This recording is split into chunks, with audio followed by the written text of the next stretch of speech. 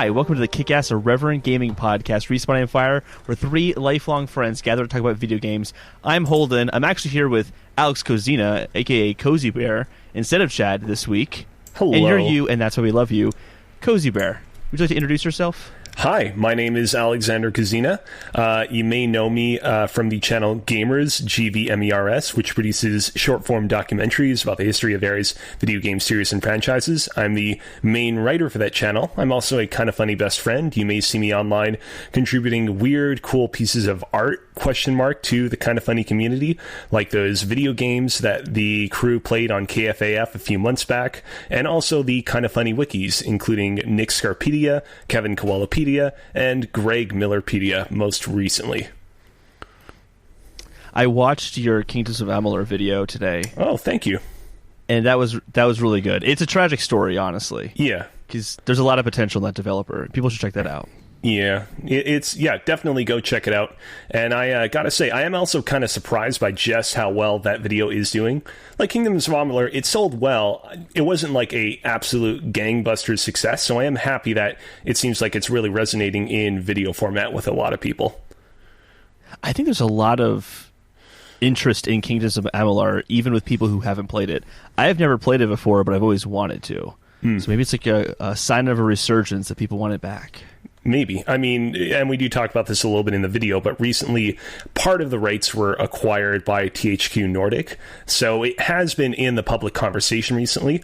I guess I am just a little bit surprised because the video before that we put out was a video on the history of the Max Payne series, and that video also did well, but it doesn't seem to be tracking as well at the moment as Kingdoms of Amalur, so that just kind of took me by surprise.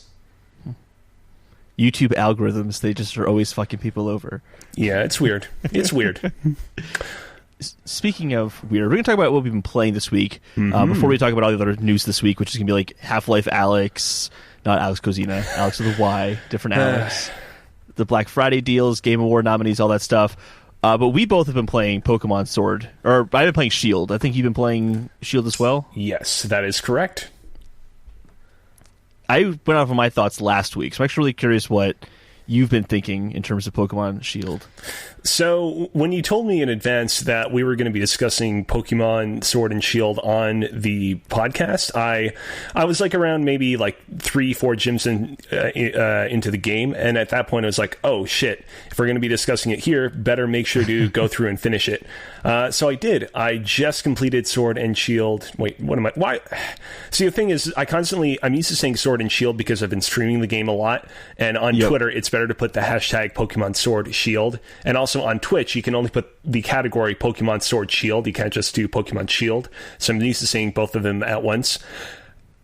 Getting back to my original point, I just completed Pokemon Shield last night, and I am quite in love with this game. I do think that there are a few problems that cropped up towards the end, but overall, it is definitely one of my more favorite Pokemon experiences in quite some time.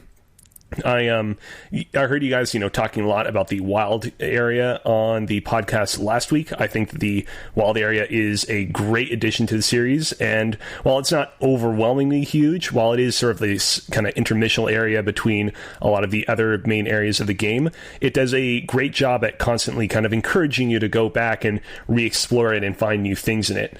And more than that, like pacing-wise, I am so impressed and so happy with how quickly this game gets you to the wild area after you start the game. There are so many prior Pokemon games I played where it feels like you're spending hours and hours and hours before the game really begins to open up and you get to some of the more open-ended sections. And in this game, like literally an hour and a half in and you're already at the wild area. And just that like sense of liberation of walking through that area for the first time is great. I know that the more and more I play through the wild area, the more and more Pokemon I capture and fill up in my Pokédex, like its luster will gradually begin to wear off. But for the time being, I'm still enjoying it considerably.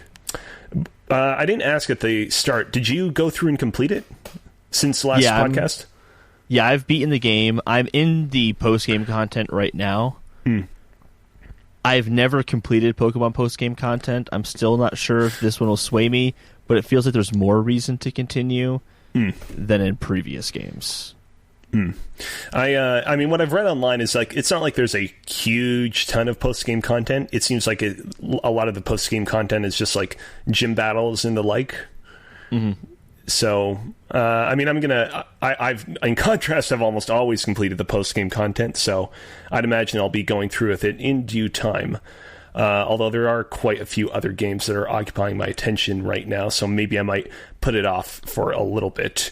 One thing I want to get out right here and right now, because it's been tugging on me since I went through with it last night, is I did not feel that a lot of the story stuff was all that great, particularly towards the end of the game.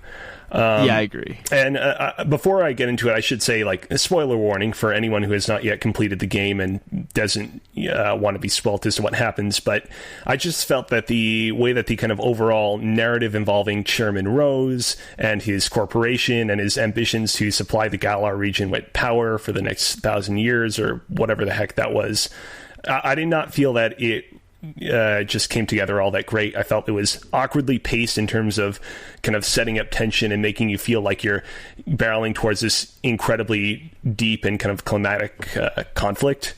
And I felt that there are a number of really kind of weird revelations that came out of nowhere, namely that the chairman was making use of that dragon-type Pokemon whose name eludes me to basically further his ambitions. That dragon made for a really cool-looking and really fun final boss, but the reveal of it I just thought was poorly handled. Yeah, it's like at the beginning of the game they said, hey, Pokemon games usually have this like Team Rocket-like group you're against, but we're going to like subvert your expectations. They're just this like group that are fanboys of one particular gym challenger, and it's like, okay, they're kind of playing with this. It's really just a simple story of you going through the gym challenges. It has this kind of like almost soccer, tournament kind of feel to it at the same time. Like, this is kind of cool. It's very simple, kind of refreshing.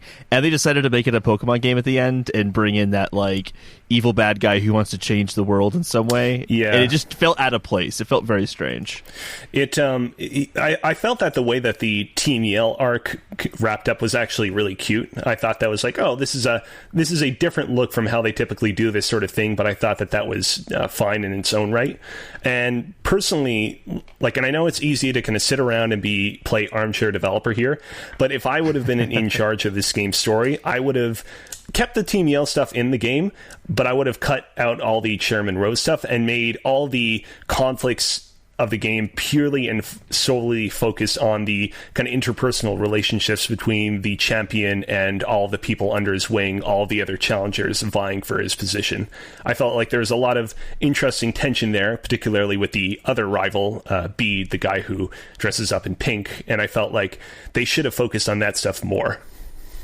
Yeah, I agree. And they were, but then they have these like, odd moments where, like, hey, there's a story that's happening in the background, but the adults are saying, don't look at this, you just keep moving on. And I'm like, well, that's weird. I'm interested in what you're doing.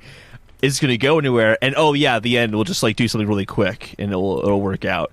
It definitely was really strange. It's like they go back to the whole like Pokemon mold. It's always like Team Magma or something like that, where they have this mission, they want to do something big in the world, and they realized they had to do this in this game because it's a Pokemon game, but they didn't actually have any ideas to fill in. Yeah. So they just had this really shallow, it didn't work in the end for me. And I kind of feel like it's a sign that, hey, maybe we should take Pokemon in a different direction for the next one and try something else that's more unique. Like, I wonder if a bit of a walk, stick with me here. There was a brief period of time where the Call of Duty games got increasingly more and more futuristic in terms of their setting and weaponry and whatnot. And after several games in a row that were in this direction, fans began to complain. We want Call of Duty to go back to its roots. We want it to go back to World War II. And so finally, whether they had planned to or not, Activision announced, hey, Call of Duty is going back to World War II. And the fan base rejoiced.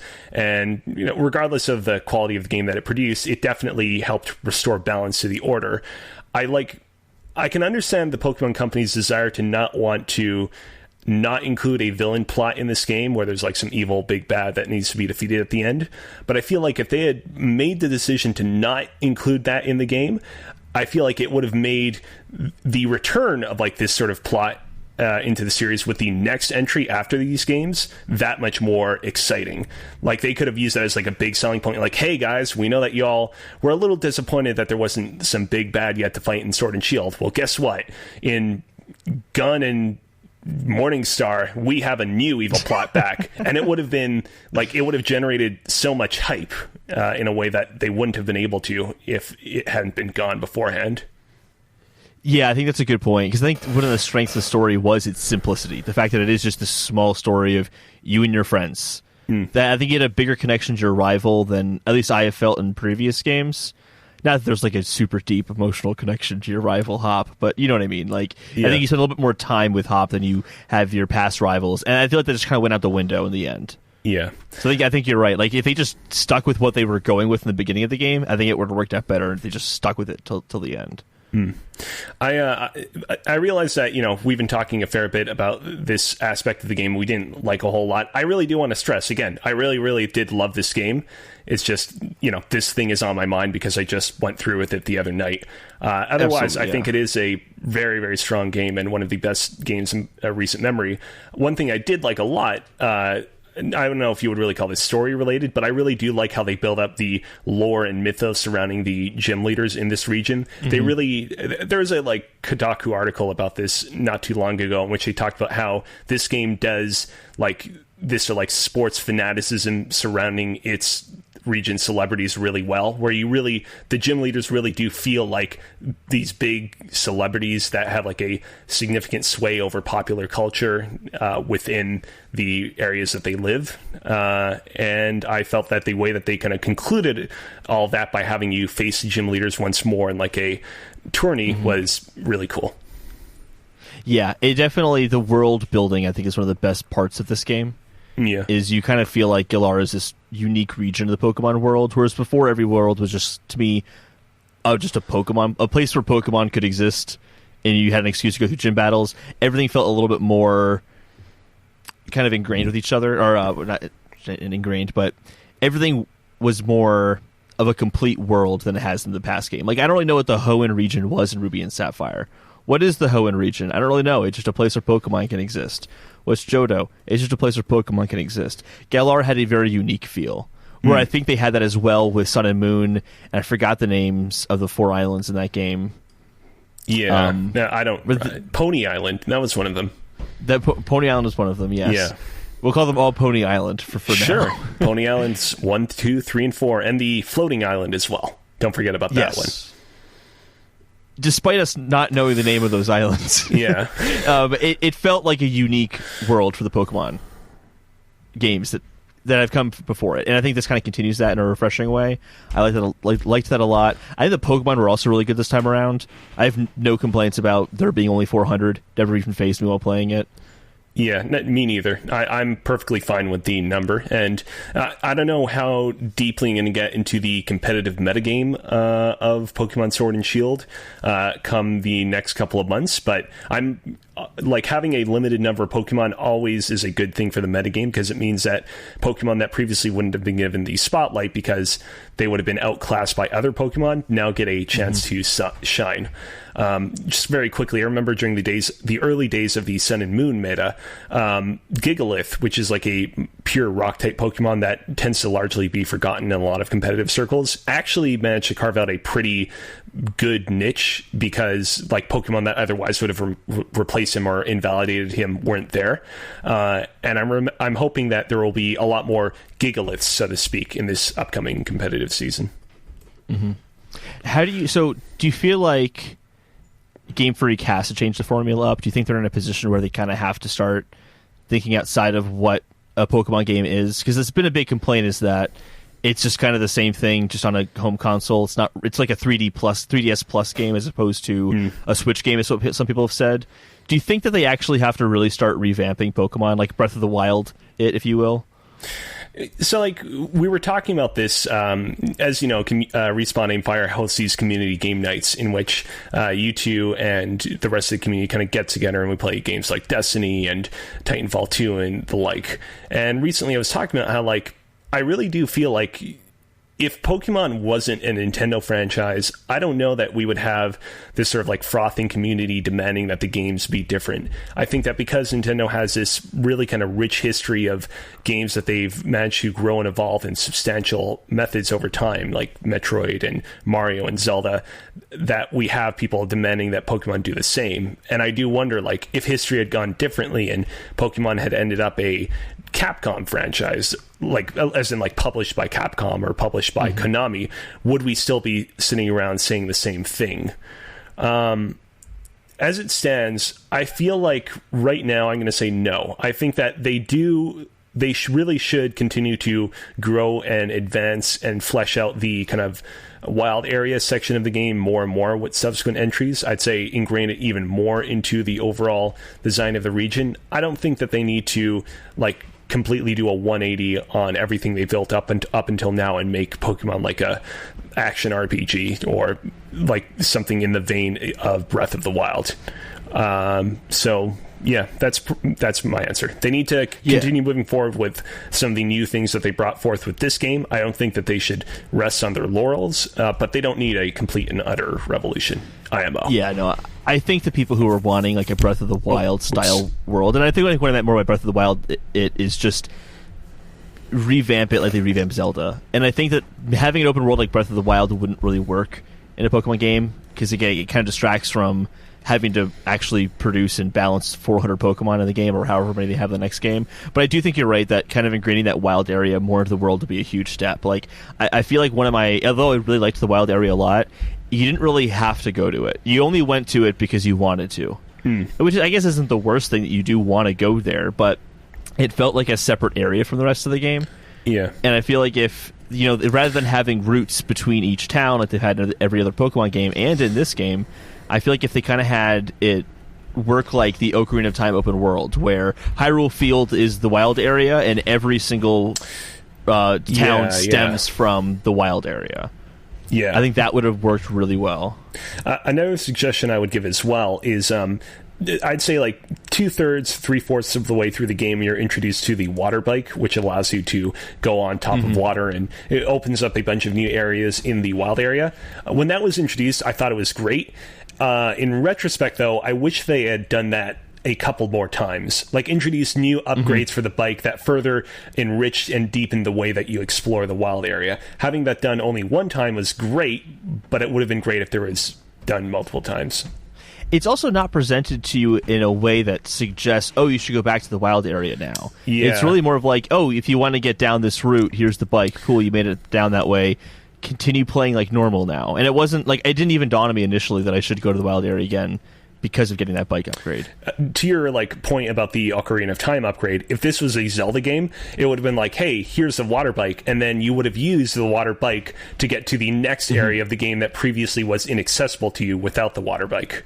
Exactly. And that's something that's built into Pokemon as well. I mean, that's what the HMs were for in past games. Having Surf, having Strength, having Flash, like having these kinds of things were there to, or Cut as well, were there to help you explore areas of the world you couldn't get to before. So it wouldn't even really be a new thing for Pokemon necessarily. It would feel right at home. Yeah, I agree. To have that sort of gatekeeping, I mean. So yeah, I mean, I liked the game a lot. I do think they need to start making some bigger steps, but I don't think that it should get away from where the battle system currently is right now, the catching Pokemon. I do think that in terms of like catching Pokemon and seeing Pokemon in the overworld, I think that is a huge jump up, but because we just saw that in Let's Go Pikachu, I don't think people see that as a new thing. But it really is, for the mainline Pokemon games, it's a big deal to have. So I actually did not play Let's Go Eevee or Pikachu, so it is actually pretty, like, it feels pretty substantial to me, but I get your point. Yeah. So, good stuff. I like the game a lot. I'm curious what they do next. Me too. We'll find out. What else have you been what else have I been playing? I've also been playing a tiny little bit of Undertale. I don't know if you wanted to save that till the end of the show or not. Undertale? Yeah. We'll be doing a BARF segment like on its own later on. Okay. Probably next week. We don't have an official date for that quite yet. Yeah. But if you want to share your thoughts, by all means. I mean, what little I played of it, I really enjoyed. But like right now, the past couple of weeks have been so busy for me between like real life stuff and work, and also Death Stranding and Pokemon, that I've just not had much of a chance to get back to it. I will say the humor is great. I love how in order to play a pacifist run, you have to solve all these like really clever puzzles that are ingrained into the battles that you fight with people. But yeah, I just have not had a lot of time to play it. So I just want to say I have tried it. I will try to get around to it before the end of the month, but we will see how things go. The other game that I've been playing a lot of is a little game called Death Stranding. I was going to ask you about this. You've been very hot on it on Twitter. I have. Much like the game I just was talking about, Undertale, I unfortunately have not had as much time to play Death Stranding as I initially had when it came out, as a result of just a bunch of stuff occupying my time, but I'm still very hot on it. I have a bit of a hot take here.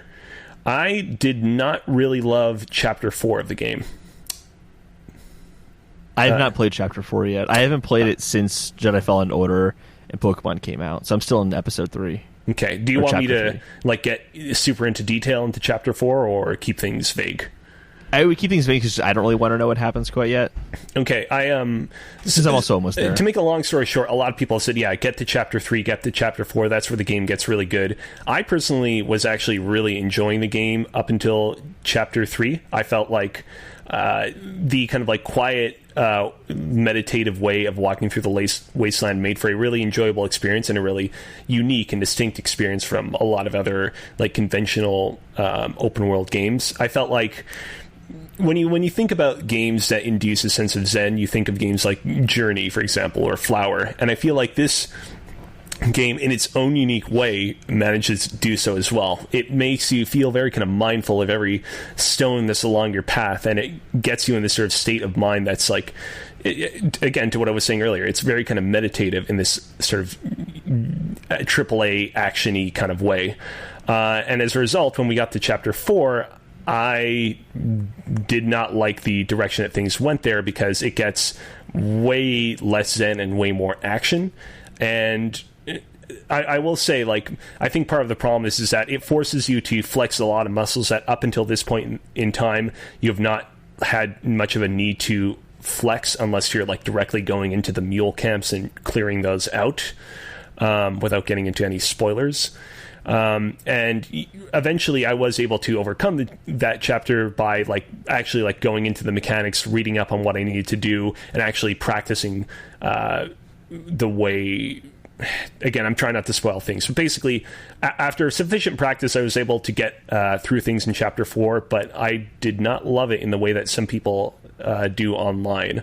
But the good news is that after Chapter 4 is over, I got back into the normal swing of things, and I went back to enjoying it. I've heard Chapter 4 is very different. I have no idea what it is, though. I've actually, I think, like, I've heard it's about the Mads Mikkelsen's character. Yeah, and it focuses on him. If you recall some of the scenes that Mads has appeared in some of the trailers, you might be able to kind of formulate an idea in your head as to what it's probably about, but I won't say anything else. Yeah. I'm going to keep playing it. I just need to get through Jedi Fallen Order first, because I feel like once I start getting back into Death Stranding again, I really have to dedicate time to it. It's not a game you can really play for like 15 minutes and put down, or an hour and put down. You kind of have to put several hours at a time, it feels like. Yeah. How far are you into Star Wars Fallen Order, by the way? I feel very close to the end. Okay. Go ahead. No, go ahead. No, you go ahead. Well, I just want to ask because, so previously as part of Respawn Aim Fire's Barf, we played Titanfall 2. And then as part of our community game nights, we played Apex Legends, both of which are Respawn Entertainment's hits, basically, of the past couple of years. And I enjoyed both games quite a bit, but one kind of complaint that I had coming off of Titanfall 2 is that I felt that its story was not all that it could have been. I think my main issue is that I just thought it was disappointing how easily BT, the Titan, and Cooper, the pilot, kind of got used to each other. I was hoping that the relationship would be a little bit more antagonistic. Maybe BT wouldn't really be very trusting of Cooper, and Cooper wouldn't kind of really believe in his abilities at first as a pilot, and that over time they would come to kind of trust in both themselves and each other. And as a result, make them trusting each other by the end of the game feel that much more impactful and powerful. And I was disappointed that instead, like, right from the onset of them knowing each other, they both intimately trust each other, and there isn't much conflict there.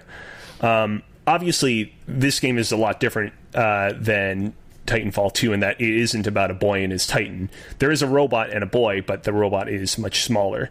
But do you feel like the story and kind of the interpersonal relationships between the characters in this game is like a substantial step up from Titanfall 2? Yeah, absolutely. I wouldn't say it's like top caliber video game storytelling, but it definitely is a huge step up from where we're coming from a Titanfall 2. I wish it had taken some of the, we'll say, game mechanic chops from Titanfall 2. I feel like what it makes up for in story, it kind of misses in some of the gameplay elements. Okay. But the story definitely is a highlight. I do want to preface that I'm a Star Wars fan. It's like a lot of that is, oh, cool, new Star Wars story. They're talking about Jedis. This is awesome. Right. There's an element of that as well. But there are interesting characters, without going into spoilers. There are very interesting characters who you learn more about throughout the story. It changes their motivations, makes you question them. So there's definitely a lot more going on with the characters, for sure. Cool. I've heard the ending is very good, but I've not gotten to the ending yet. Cool. I hold on a second. I had a bit of a cough coming on. I've already kind of discussed this off air a little bit, but I'm probably going to be getting this game when things die down for me a little bit in December. In fact, this isn't something I really asked of my parents anymore, but I could theoretically ask my parents to get it for me as a Christmas gift. So we'll see about that. The way I see it, like, I've heard online that there are some technical issues here and there, and it's like, well, if there is a game to wait, both like Death Stranding, Pokemon Sword and Shield, and Star Wars Jedi Fallen Order all seem like MVPs of this holiday season. But if there is a game to wait for and games to get right away, like Death Stranding and Pokemon are the games to kind of get right away, whereas Star Wars seems like the game to kind of wait for a little bit because of the technical issues. Yeah, I agree. Last week, Chad and I were talking about it. Chad mentioned the technical issues, and I was surprised to hear this, because I hadn't really heard many people talk about the game online at that point, because I hadn't had any technical issues in the first hour and a half I played. And man, as the game goes on, do you get more and more technical issues. It gets really bad at some points. There was one point where my map was telling me go in a certain direction. I head in that direction. And the room looked like it was pitch black dark that I was going into. And I'm like, oh, that's interesting. And what it was going to be. Let me jump in there, and then I'll turn my lightsaber on. Turns out it wasn't a pitch black room. It was a room that hadn't loaded. Oh. So I literally just walked in and fell. And I was just continuously following. And I'm like, I can't stop this. I can just close the game and reopen it if I want to. And then I landed on the ground. And I was just literally walking in like an empty void space in the game where nothing existed. That's not good. Yeah, that happened 2 times for me. There'll be points where, like, you go back to fight a boss, and you know, like Dark Souls bosses, you'll go back to them, and they'll be kind of waiting for you in the room. Yeah. The boss will be waiting for you in the room, but it's like their character model just loaded. It's not in any ready stance. It's like arms out, legs out, lightsaber is just like an object in front of them, shooting straight up into the sky. Ooh. And then suddenly they just grab it and then they start fighting you. But it's like they just loaded and didn't tell it to animate quite yet, even though you're walking the room and it's gliding towards you. It would just be very strange. So there's been a few issues like that. There's been some pop-in of you go into a new area that you know there are enemies that killed you before, but they're not there right now. So you're wondering where they are, and then suddenly they're completely surrounding you, and they're taking you out very quickly. So there's some big technical problems for sure. Like worse than Control, I would say, whereas Control had frame rate problems. This has major pop-in issues, assets that won't load. There's some issues. It should have been delayed, I think, for sure. But the combat is the highlight of this game. The combat's very good. It feels really good, with one exception, and that's the block button. I think you were with Trevor, Dallas, Matt, and I on game night last week. Trevor was telling me that I should really think about going down to Jedi Knight difficulty. I was on Jedi Master because I wanted it to feel more like Dark Souls.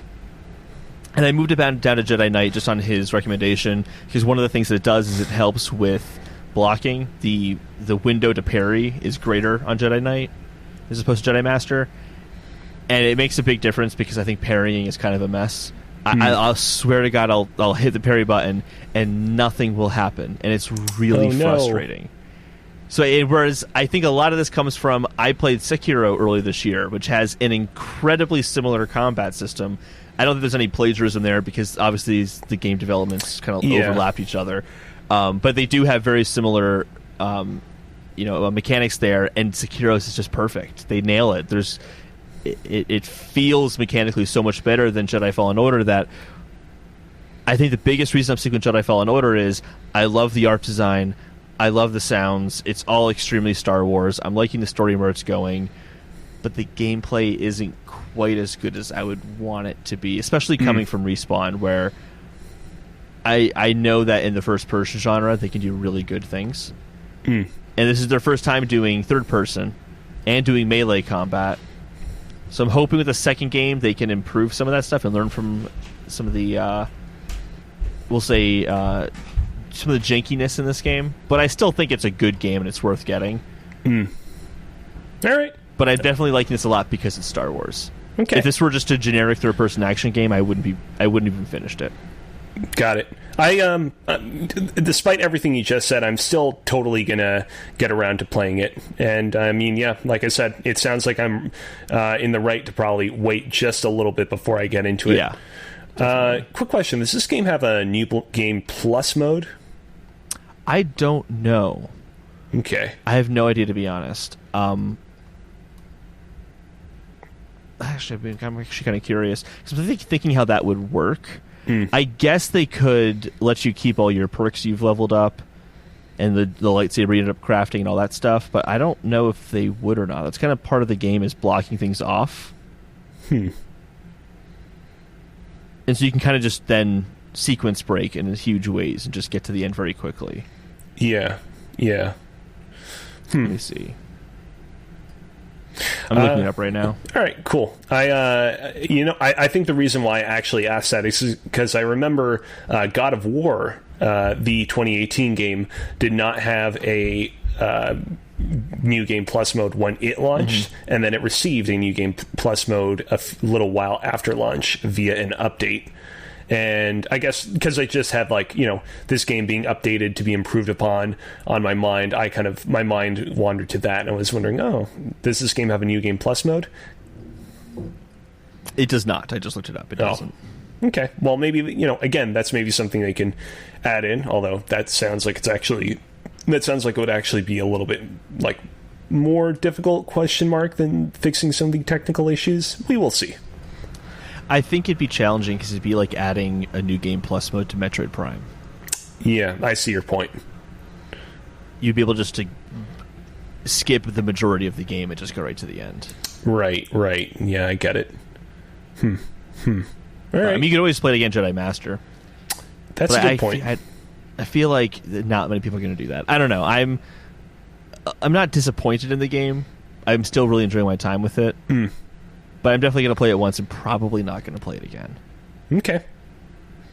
Yeah. So, is that all we played for the week?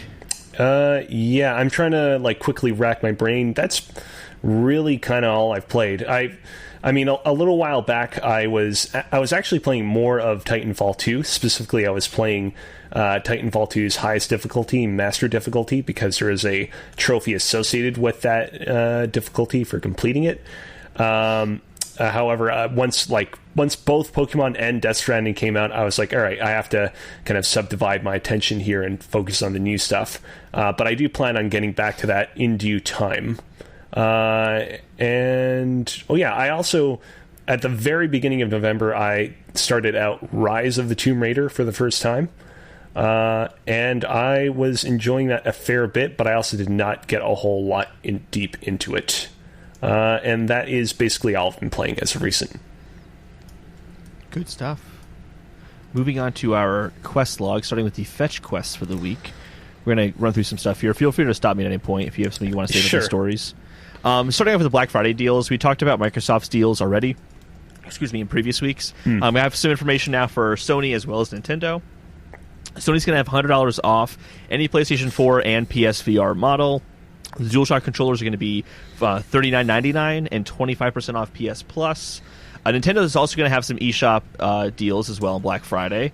I'm not going to go through all of these, but they're actually not bad for Nintendo. I mean, 30% off of Zelda and Mario games, or Zelda being Breath of the Wild, not Link's Awakening. Cool. 30% off those games, which is pretty good. You can get up to like 50% off of like Wolfenstein Youngblood or Monster Hunter Generations, 40% off Dark Souls, and then if you really like Dragon Ball Fighter Z, it's 70% off. You can get that for pretty cheap now. So they have some deals there to look forward to on Black Friday. We have some rumors as well.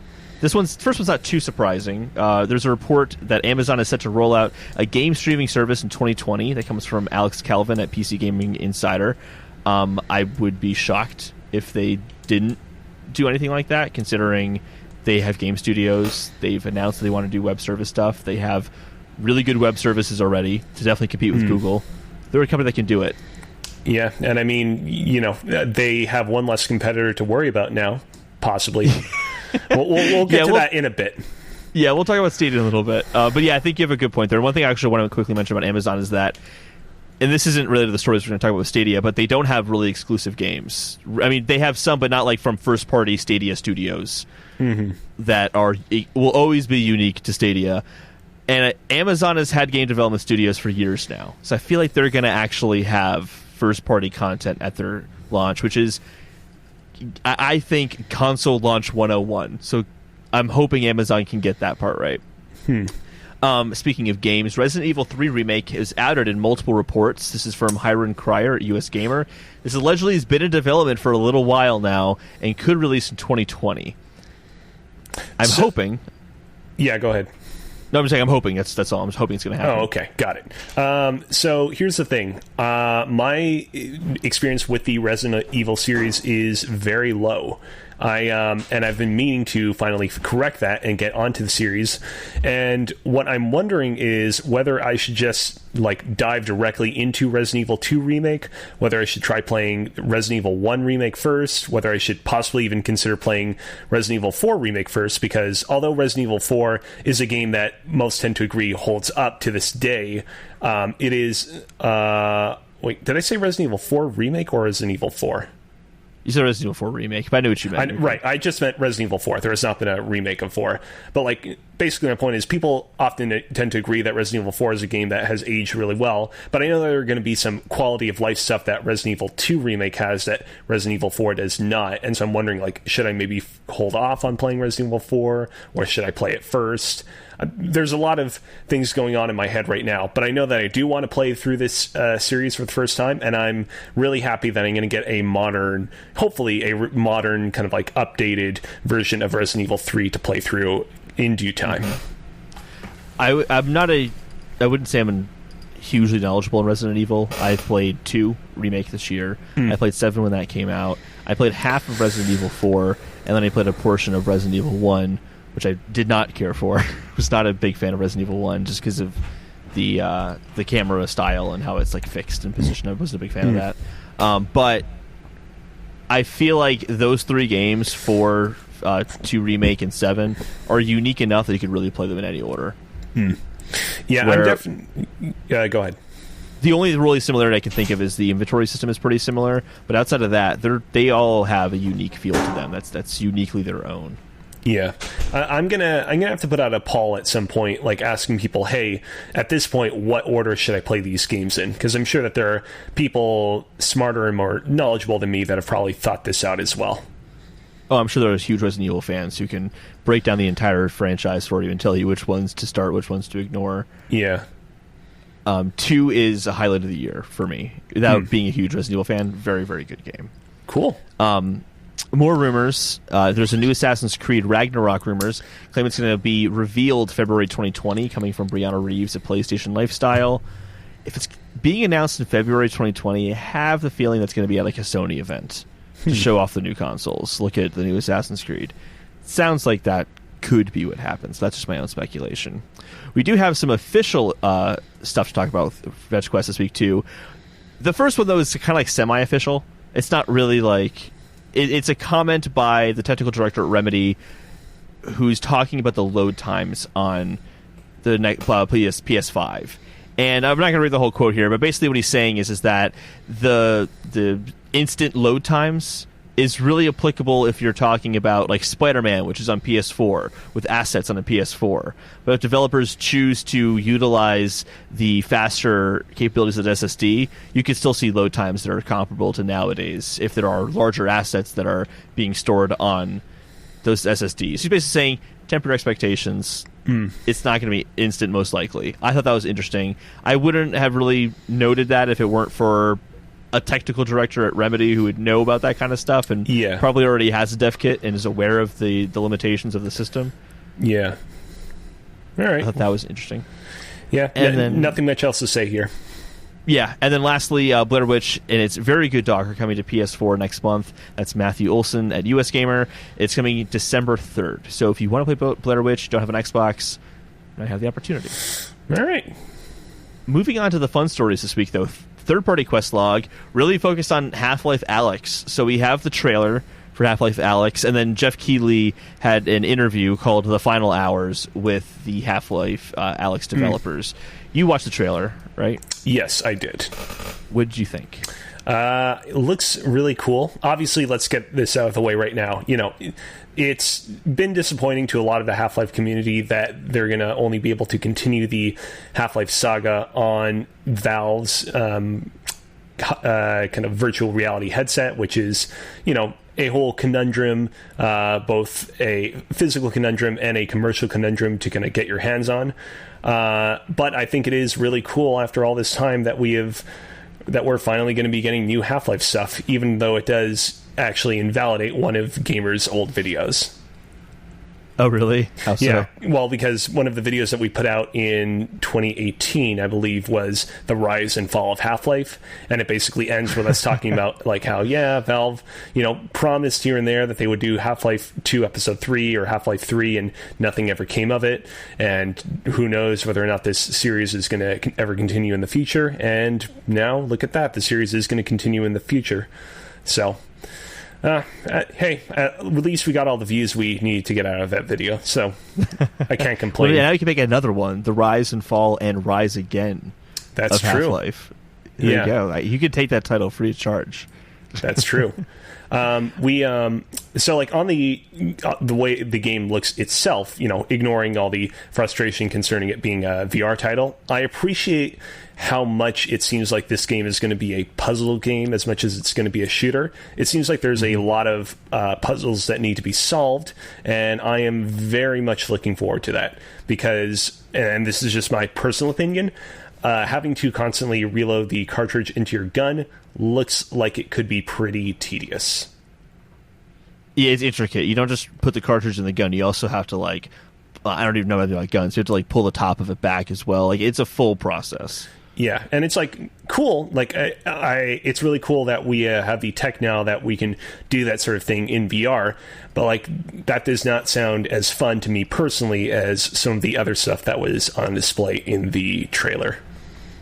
Yeah, it definitely seems like they're trying to make a full-on, like, AAA VR experience, whereas a lot of other VR games are, you know, 3 to 4 hour kind of side experiences that are enjoyable and fun, but they're not like a full, you know, Call of Duty campaign where it's like this full, like, you know, first-person shooter, just like the AAA budget and all that stuff. And it's like the first time we're seeing that, and that's exciting for sure. I will say, you know, historically, the Half-Life series, while there are a lot of silent protagonists in games, I feel like the Half-Life series kind of has the quintessential silent protagonist in Gordon Freeman.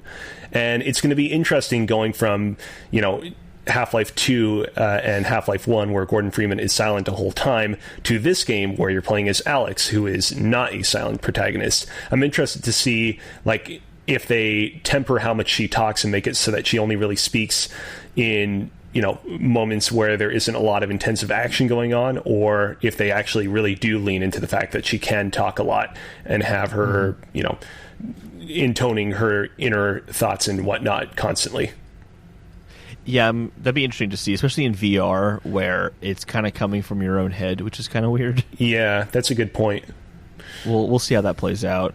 I think for me, it being a VR game didn't surprise me too much. I'd already kind of figured that, like when they were talking about Half-Life 3, one of the things Gabe Newell had said several years ago at this point, before even development of this game began, is that if Half-Life were ever to return, it would really be at the onset of some sort of new technology that they could utilize. Yeah. So as soon as they said that, I'm like, oh, VR. It's going to come back as a VR game. That's kind of where they could really revolutionize and do something unique that hadn't been done before. Whereas, but because Half-Life 2 was known for that. Half-Life was known for that, of taking this medium that people had known and really doing something unique with it. You really didn't really have like a narrative like Half-Life where you're following an average everyday person who is kind of overwhelmed by these kind of bizarre supernatural circumstances. Right. Half-Life 2 had its physics engine and the gravity gun, all that kind of stuff, like things we hadn't seen before in the genre. It makes sense that they'd really want to utilize VR to do things that haven't been done with first-person shooters. So it's cool to see. Definitely makes the barrier to entry too high for me that I'll never play this game because I don't have any sort of VR set up currently. Yeah, but it's cool to see it's happening. Yeah, I think it's cool as well. I'm looking forward to eventually playing it myself, although I have no clue when that's going to be. Yeah. Jeff Keighley had an interview with them, which I think is worth watching if anyone listening to this wanted to watch it. Did you see the interview at all? So unfortunately I didn't. However, way back in the day when I researched the video for gamers on the history of Half-Life, I did read Jeff Keighley's The Final Hours of the original Half-Life. Like basically he's been doing the final hours of like kind of documentary interview articles / videos for like a really long time now. And this was basically, I'd imagine, like a kind of callback to that. It was probably Valve's way of being like, hey, we really want to show that we're really committed to the Half-Life series future. So, Jeff Keighley, why not come over and do this with us once more? So it was, I did not see it, but I was really kind of heartened to see that they had done that again. Yeah, actually, Jeff Keighley calls out at the very beginning of it, like the other ones he had done. He makes reference to Half-Life, Half-Life 2, and Portal. He did Final Hours for all three of those games. He also mentioned he's excited to keep talking to them as well. Yeah. So I don't know if that means we're going to see more of this game at the Game Awards, which would kind of make sense, or if we'll do another kind of breakdown of that game in the Final Hours format when the game comes out.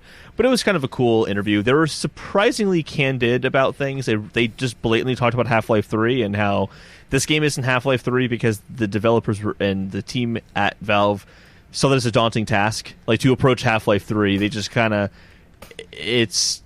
The stress levels get really high, I can imagine, because there's a lot of expectations when you put Half-Life 3 as the title of your game. So it was almost like a relief to say, hey, we can work on Half-Life, but it doesn't have to be the one that everyone has super unbelievably, shockingly high hopes for.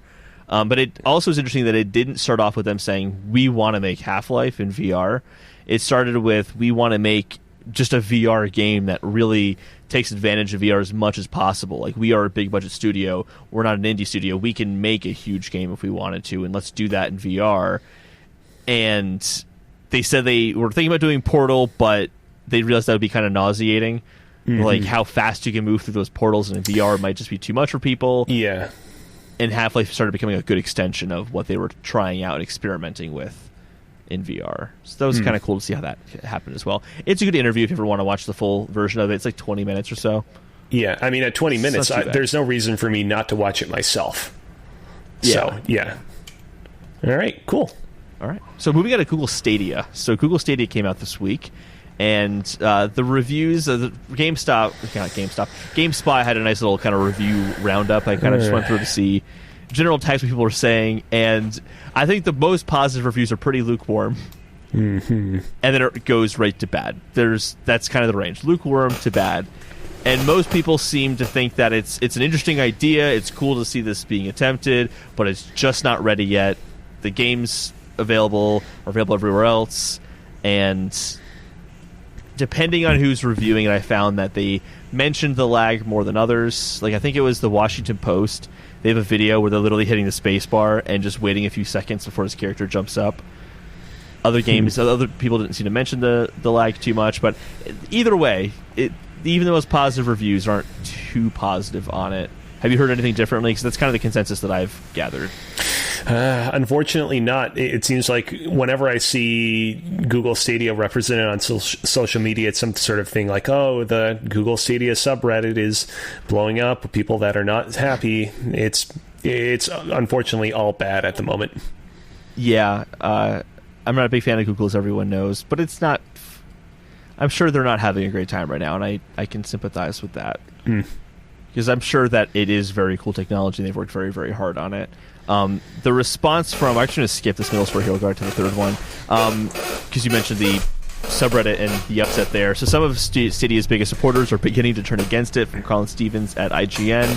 So one of the big upsets, and this is a small thing, but I think it's still upsetting.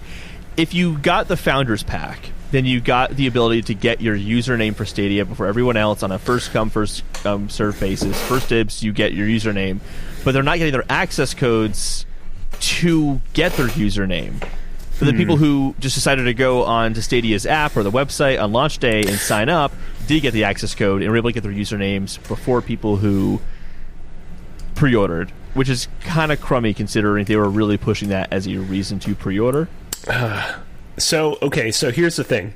I may have told you this off air in one of our play sessions together, but there was a brief period of time where I was actually really contemplating getting in on Google Stadia just because I wanted to make sure that I could get the Cozy Bear handle. I have a bad experience online in getting the Cozy Bear handle on various like social media platforms and whatnot. I only realized kind of very late into my kind of life as an internet person that, I should probably get the same handle across all of my accounts and it should always be Cozy Bear. And so that's why, for example, on Twitter, my @ is @AlyxCozina, and in my name I put Alyx and then quotation marks Cozy Bear Cozina.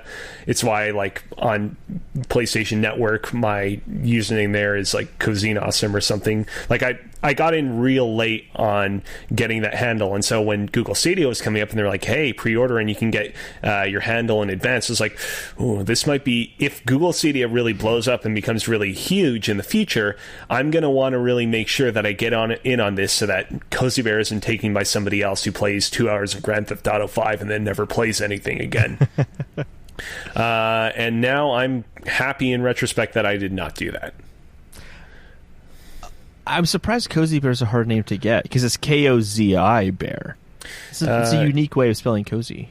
Yeah, it's the person who has that handle on Twitter, for example, it seems like they weren't really there from the beginning. In fact, I think they may have joined Twitter after I joined Twitter. It's just, I don't know, luck of the draw, I guess. It's a big world out there. Yeah. So going back to Stadia here, I thought this was really bad. Google Stadia app has been downloaded over 175,000 times. This is the only indication we really have of how well it's quote-unquote selling, because they've not released pre-order numbers. But even then, this isn't a good indicator of how much it's selling, because anyone can download the app. But if you have Stadia, you have downloaded the app. So you can assume that it's less than 175,000 people who have gotten Stadia and are using Stadia. I downloaded the app, so I know you can download it. It's possible to get it. It's on 90%. So of the 175,000, 90% of that's on Android. 10% of that is on iOS. 41% from the United States. Not a great launch number. I'm hoping next year when it's free, more people try it out. But yeah, in terms of like number-wise, not a great week. Reception-wise, not a great week. Upsetting the community in the first week, not a great week. Just everything about this week has not been great for Stadia. It has not been great indeed. Nintendo, though, Pokemon Sword and Shield has been having a good week. Indeed. So, Pokemon Sword and Shield are the fastest-selling Switch games yet. This is from Damian McFerrin at Nintendo Life. It sold 6 million copies in the first week, which means it beat out Super Smash Bros. Ultimate, which I don't have the numbers for that, but that was the record holder before this.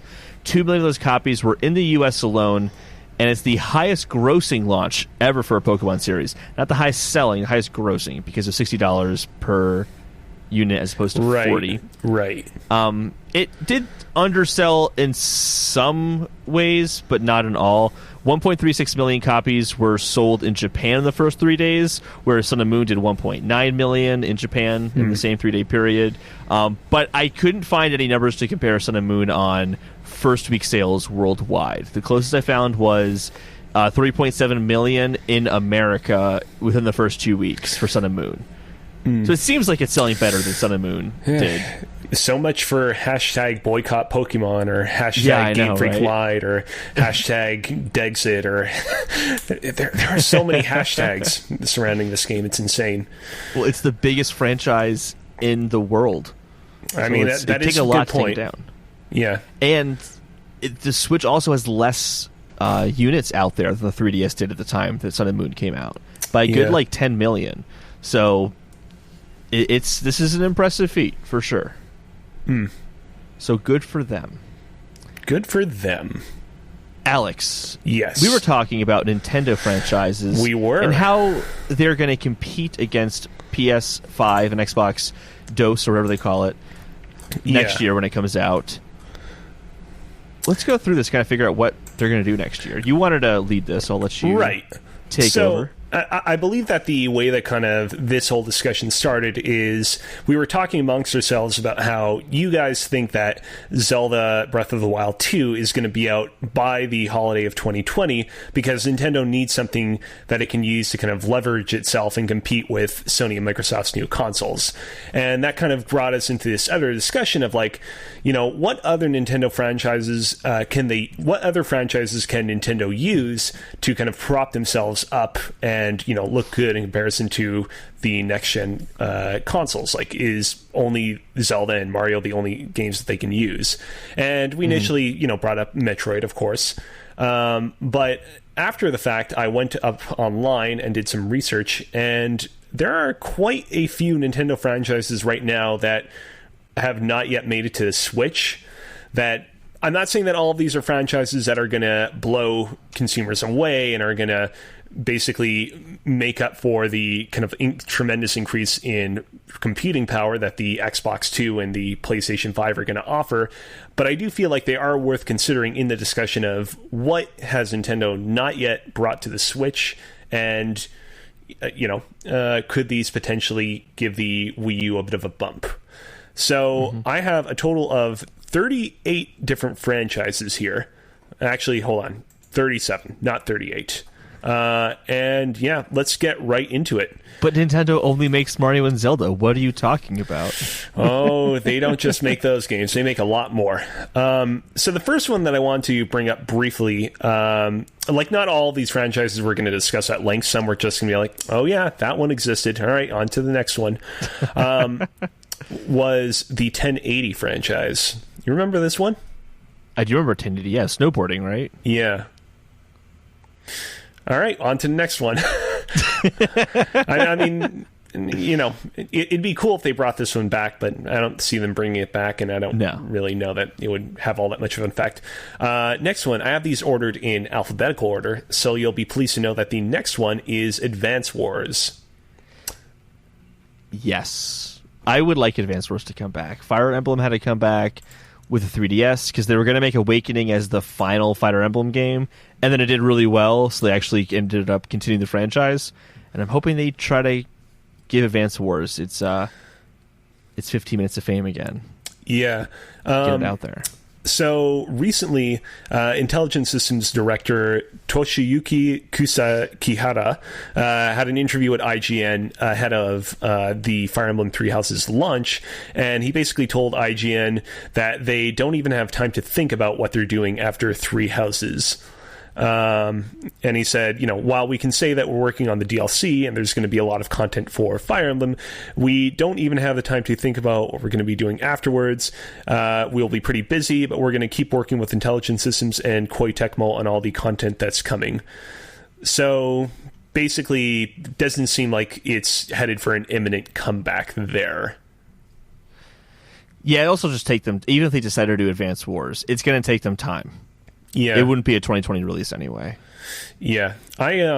So over the course of the summer, as I was getting like into streaming, I actually played through the first two Advance Wars games because you can purchase them at the moment on the Wii U Virtual Console if you still have a Wii U. And I thought both were fun games. I definitely understood the appeal of them. Personally, did not absolutely adore them. I thought that like it was rare in my experience that I feel like the games kind of hit that perfect balance of both being like satisfying and challenging but not being overly difficult or having kind of too many different factors that you have to pay attention to on the battlefield. But that's just me. I also think that like this is one of those series where if I had played it back in the day, back on the original Game Boy Advance, and it had been like I'd been like in a car ride with my parents, and this had been all I had to cling on to while in the middle of a 12-hour road trip, I would have absolutely adored it. So that's something that I've kind of had to tell myself over time since playing them. Yeah, that was my experience, or like the only thing I could play for a while. So I kind of, at least the second one. I never played the first one, but the second one. Which I think the second one, a lot of people I think have a little bit more fond memories of the first one because from the first one to the second one, there aren't a whole lot of differences. So it's like, it's easy to kind of like praise the first one for being such a revolution that it was, and less so to praise the second one for only substantially improving on the first one. But the second one is definitely the better one, IMO. Plus those Neo tanks. Those Neo tanks are badass. Yeah, they are. So yeah, that was Advance Wars. We'll see if there's anything that comes of that. Number 3, Chibi Robo. They teased at this a while ago. There was like 1 week where there's I can't remember what year it was. I think it was last year. There's going to be a Nintendo Direct. It was rumored. It just kept being rumored. Like it's going to be on Thursday, and there was no announcement Tuesday. There was no announcement Wednesday, and then like an hour before the Direct ended up posting, Nintendo just released a photo of Chibi Robo on like fire, holding his arms out, and it was like, oh, they're going to do a Direct and it's going to feature Chibi Robo, and then it never happened. I've never played Chibi Robo before. That was my introduction to Chibi Robo, was that week. Yeah. The thing about Chibi Robo is the last game in the series, if you recall, was Chibi Robo Ziplash for the 3DS. And it basically took this sort of like kind of unorthodox 2D platforming take on this series that previously like they had been more like 3D platformers in their design. And the community didn't really love it. And unfortunately, ahead of the game's release, Kensuke Tanabe, the game's producer, basically said that game was kind of the series' last hope, that if it didn't really kind of meet expectations, the series was probably going to be packing its bags. So who knows whether or not anything will come of that. Number 4, do you remember Cubivore? I've never heard of this. Oh, man. Cubivore was co-developed by Intelligent Systems for the GameCube. It's basically, what if Pokemon were cubes, like very kind of like voxely looking animals, and they mated with each other and ran around environments, and it got like a 6. A 6 out of 10? Yeah. So not a great game. No. So, like, I know that at the top of these shows, you like to sometimes question people like, hey, do you remember Anthem? Which you didn't do on this episode, by the way, in which I was a little bit disappointed you did not do that. Although I figure at this point, everybody remembers Anthem, so... it's kind of Chad's thing. I don't want to take it from him. Got it.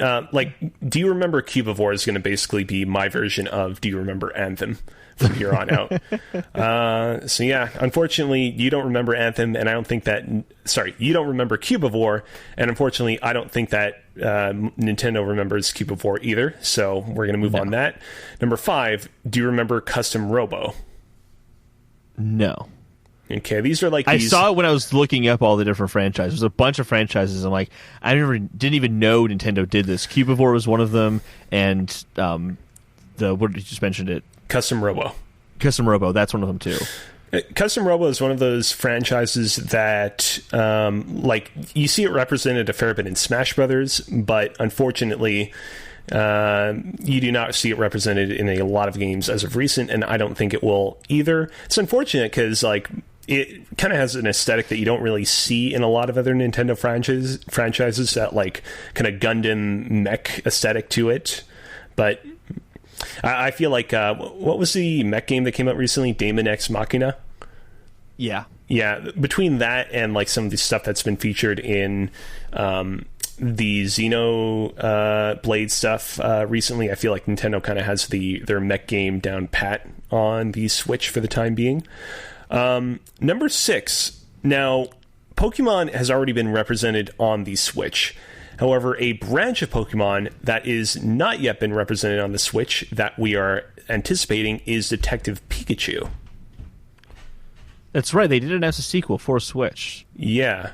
They have announced that. When did they announce that? That was, do you remember that really weird press conference earlier in the year?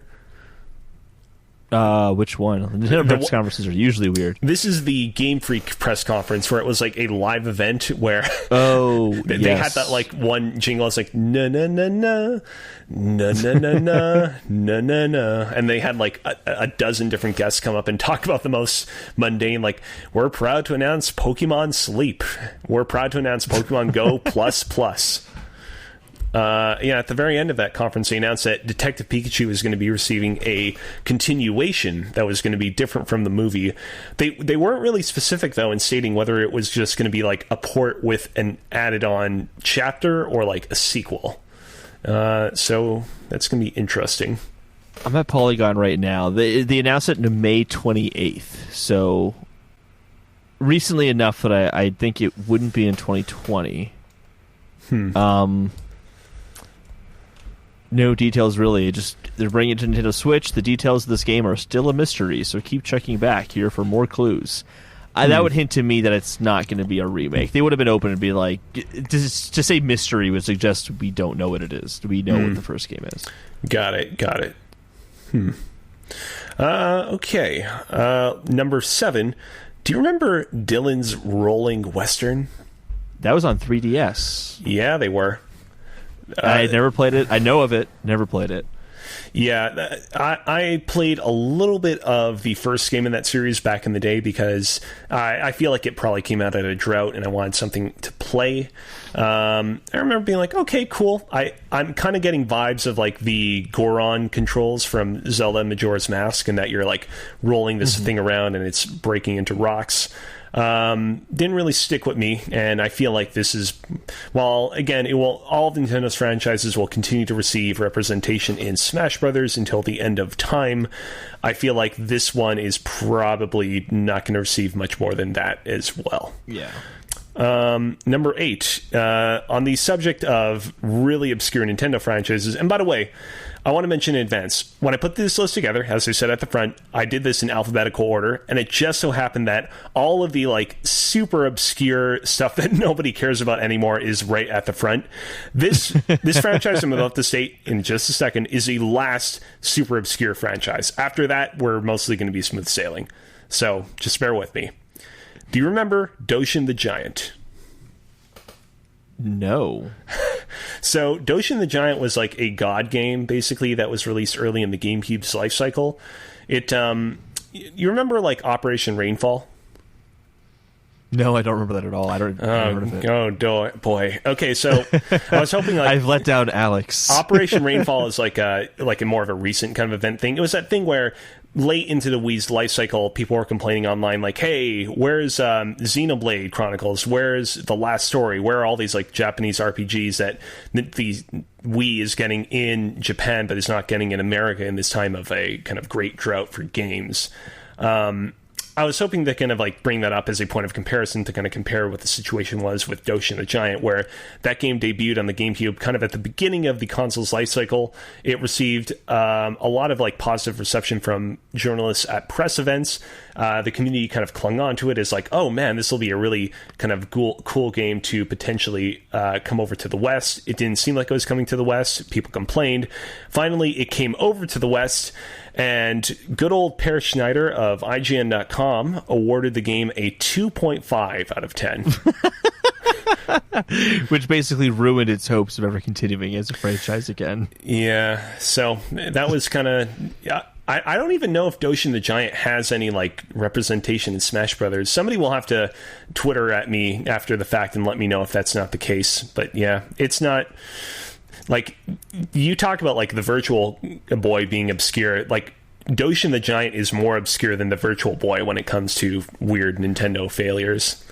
And even Nintendo doesn't shaft the Virtual Boy. They kind of bring it up in jest. Oh yeah, they love the Virtual Boy, but not Doshin Giant. No, not Doshin the Giant.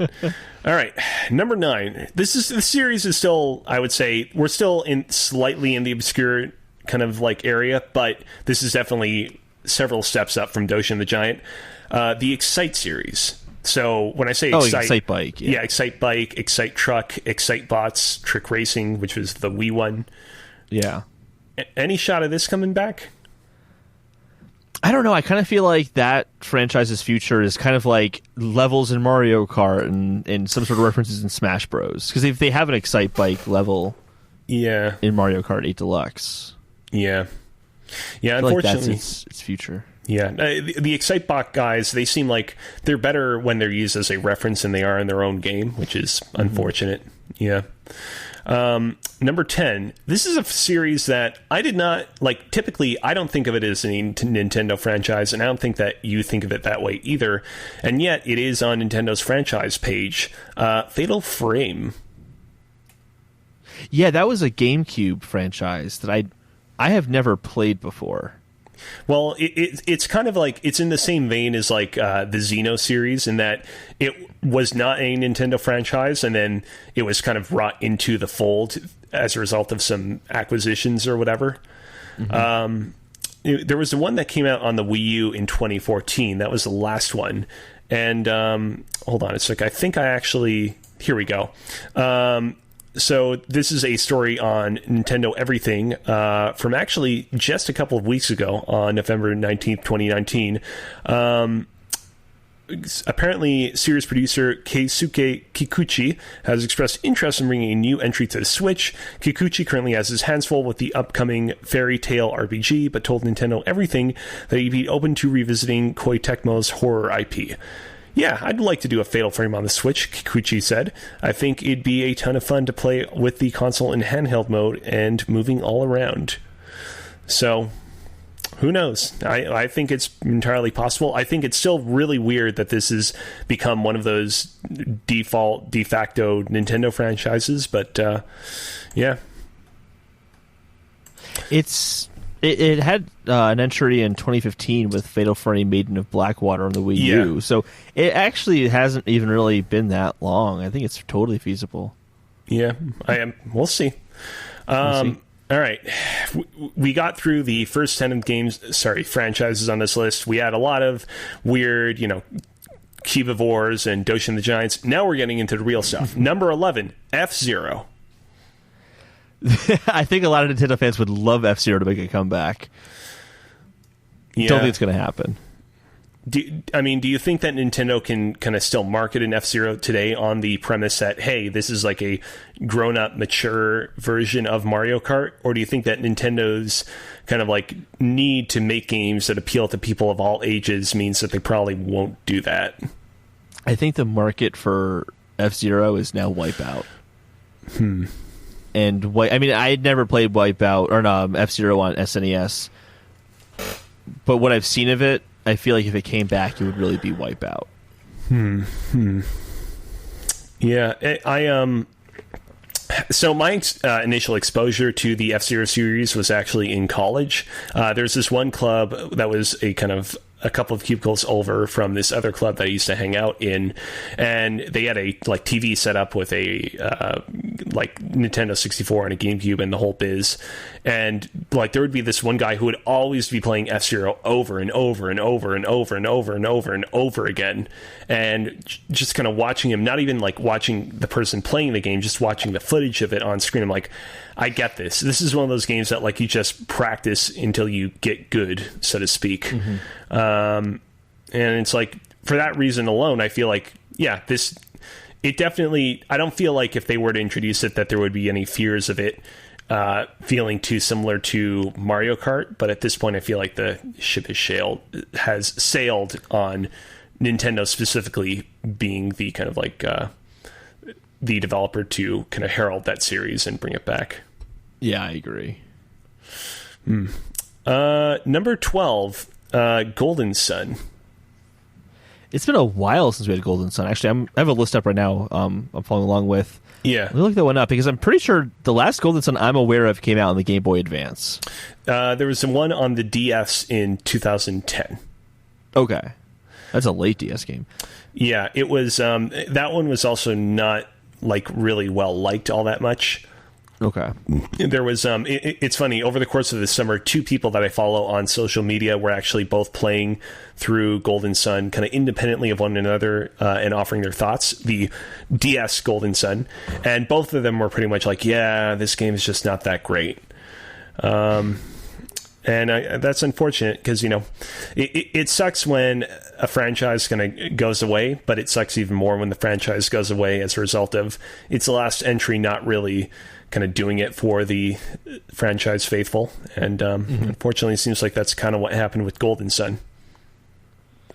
Yeah, this is one of those things where even if it came back, I don't know how much of a mark it would make in terms of, like, thinking about a Nintendo Direct and they close it off and say Golden Sun. I don't know if people would really be too amped about that.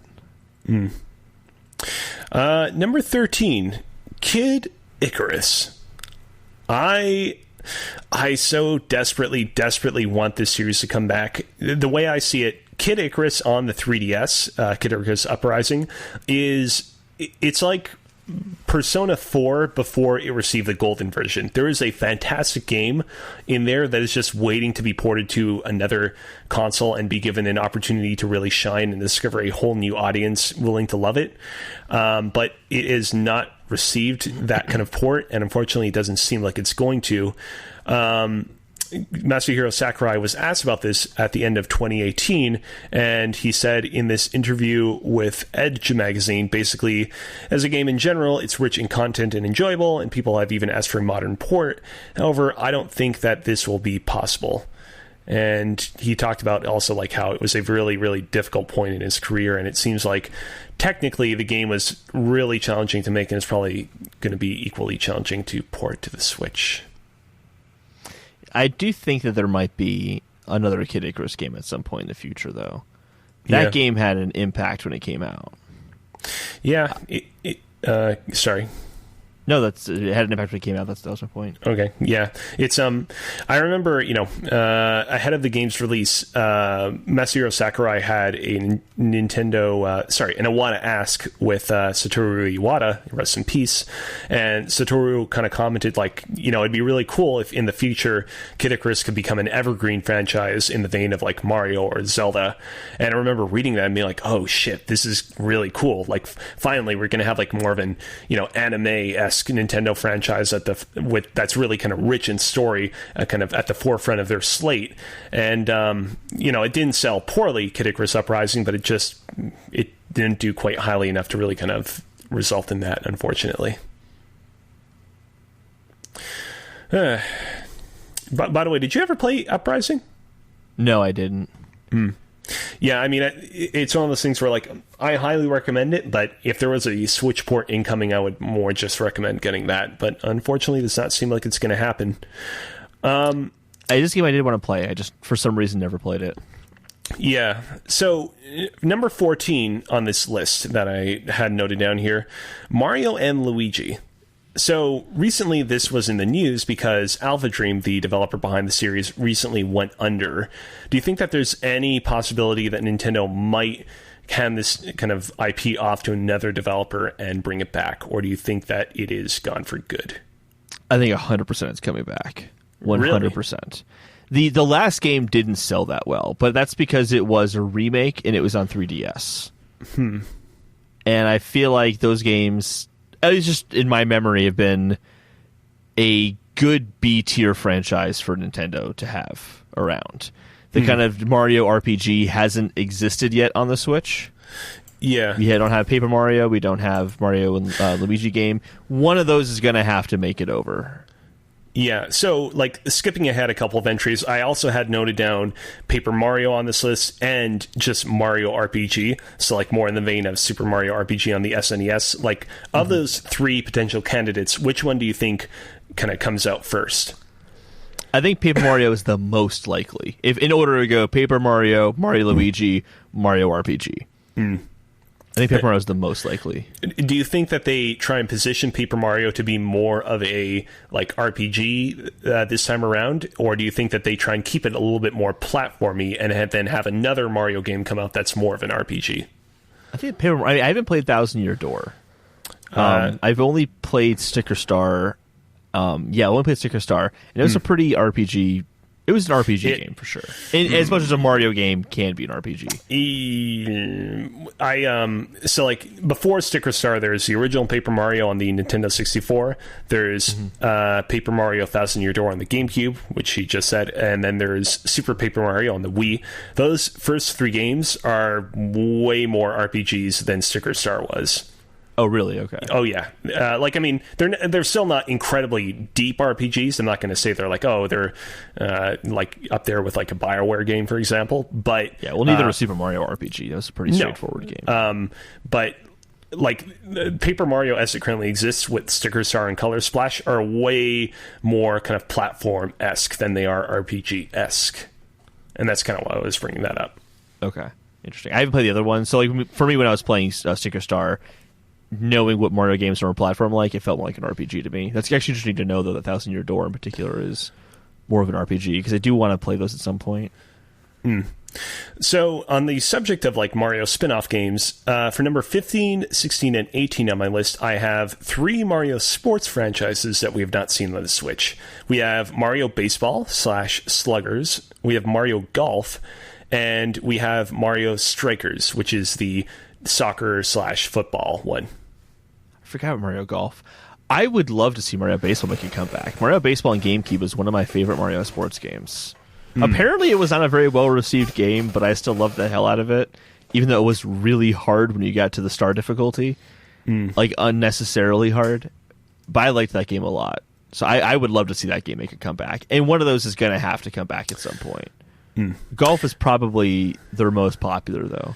Yeah, which is weird to me personally, because like between all of the Mario sports franchises, I would think, like soccer or baseball would be most popular. I wouldn't think golf would be most popular, but I guess those games have received like the most polish over time, and I guess that's kind of translated into the most attention and sales. Yeah. I do want to briefly put in a word for Strikers. I remember on the Wii, Super Mario Strikers Charged is one of those games where when people talk about the best Wii games of all time, they typically don't bring up Super Mario Strikers Charged. And yet, whenever people bring up Charged, I feel like they always say, "Oh man, that was a really like good, really underrated Wii game." So, who knows? Number 19 and number 20 are 2 franchises near and dear to both of our hearts, Metroid Prime and Metroid as in 2D Metroids. Yeah, I was thinking of Metroid recently, and I feel like Metroid Prime obviously is not coming next year. I'd be floored if it came next year. But I think a 2D Metroid is feasible. I don't know who would be working on it, which developer would be working on it, but it's feasible. 2017 is the last time that we saw a 2D Metroid game. That was Samus Returns 2017, I think. Who did that? Who did Samus Returns again? Well, I'm going to find out. That was Mercury Steam, right? Yep, Mercury Steam. Yep. Yeah, I would be very surprised if Nintendo does not attempt to collaborate with Mercury Steam again and do something else Metroid related. And I wonder if the reason why we haven't heard from them right away is because they transitioned from working with the 3DS to working with the Switch, and that has just resulted in their development timeline being more prolonged than it otherwise would have been. If they're not working together on a new Metroid game, I still feel like they would probably want to work together on something, because it seems like that collaboration really worked out well for the both of them, and I wouldn't see why they would want to abandon things after that. A Metroid game would just sell really well, too. I mean, if you think about how the Metroidvania genre, I feel like, especially on the Switch, is kind of making a comeback with all of these indie games that follow that kind of Metroidvania style. Look at like Hollow Knight, for example. I feel like they'd have to make a Metroid game to kind of just continue in that legacy of 2D style Metroid games. I mean, historically, the Metroid franchises, overall sales have been kind of there have been kind of like apexes and dips. There have definitely been like the series has definitely not been the biggest bestseller that I feel like Nintendo has always wanted it to be. But it has the capacity to sell well. And I think that one thing that we've seen on the Switch is that we've seen a lot of Nintendo franchises that typically don't sell incredibly well, or typically had been kind of like on the downswell, like really kind of pick up. And I feel like Metroid has the potential to kind of like really benefit from the Switch bump, so to speak. That's a good point. Yeah. Number 21, Mother/Earthbound. Probably not. Especially Mother 3. That will never happen at this point. Yeah. It's so like, nonetheless, I did put this on the list because, are you familiar with the YouTube channel Boundary Break? Yes. Yeah, so the kind of person who's responsible for that channel, it's a YouTuber called She Says. He recently put out a tweet that I feel picked up a lot of traction online, in which he was like, hey, Toby Fox, the creator of the Earthbound series, has been collaborating a lot with Nintendo recently. He got Sans as a costume into Smash Brothers. He worked on music for Town, the Game Freak game, and he worked on a bit of music for the Pokemon game as well. And he's like, I swear they're grooming this guy to potentially direct the next Earthbound/Mother game. And I feel like a lot of Nintendo fans really kind of ran with that quote and are now kind of loudly proclaiming in their heads, like, oh my god, we're going to get a new Earthbound game from this guy in the future. I don't feel like it's that guaranteed, but it certainly is interesting how much Nintendo is collaborating with this guy. Yeah, there has been a lot lately. That'd be interesting. I feel like to bring out a new Mother game would result in a lot of pushback about still not having Mother 3. Yeah, that's a good point. They would probably I don't know if they would want to approach that, but they might want to do like a spiritual successor. Like in the vein of Earthbound, here's a new game from Toby Fox. Yeah. And the kind of like original kind of creative voice behind that series, Shigesato Itoi, I believe that's his name. He, I feel like he's kind of... It strikes me that he doesn't really want the series to continue himself, and that if Nintendo were to continue it without him, he would probably have something to say about that. So I'm kind of curious whether or not that will be a roadblock in the future as well. Toby Fox made Undertale, didn't he? Yeah. Isn't that him? Yeah, Undertale. So he's made games on his own, essentially. Yeah. So it's just him making Undertale, correct? Yeah. Why wouldn't they just pay him a crap ton of money to release his next game exclusively on Switch? That'd be huge. And in return, hey, yeah, I'll do that for you, but can I make some music for Pokemon? Because that'd be fun. We'll see.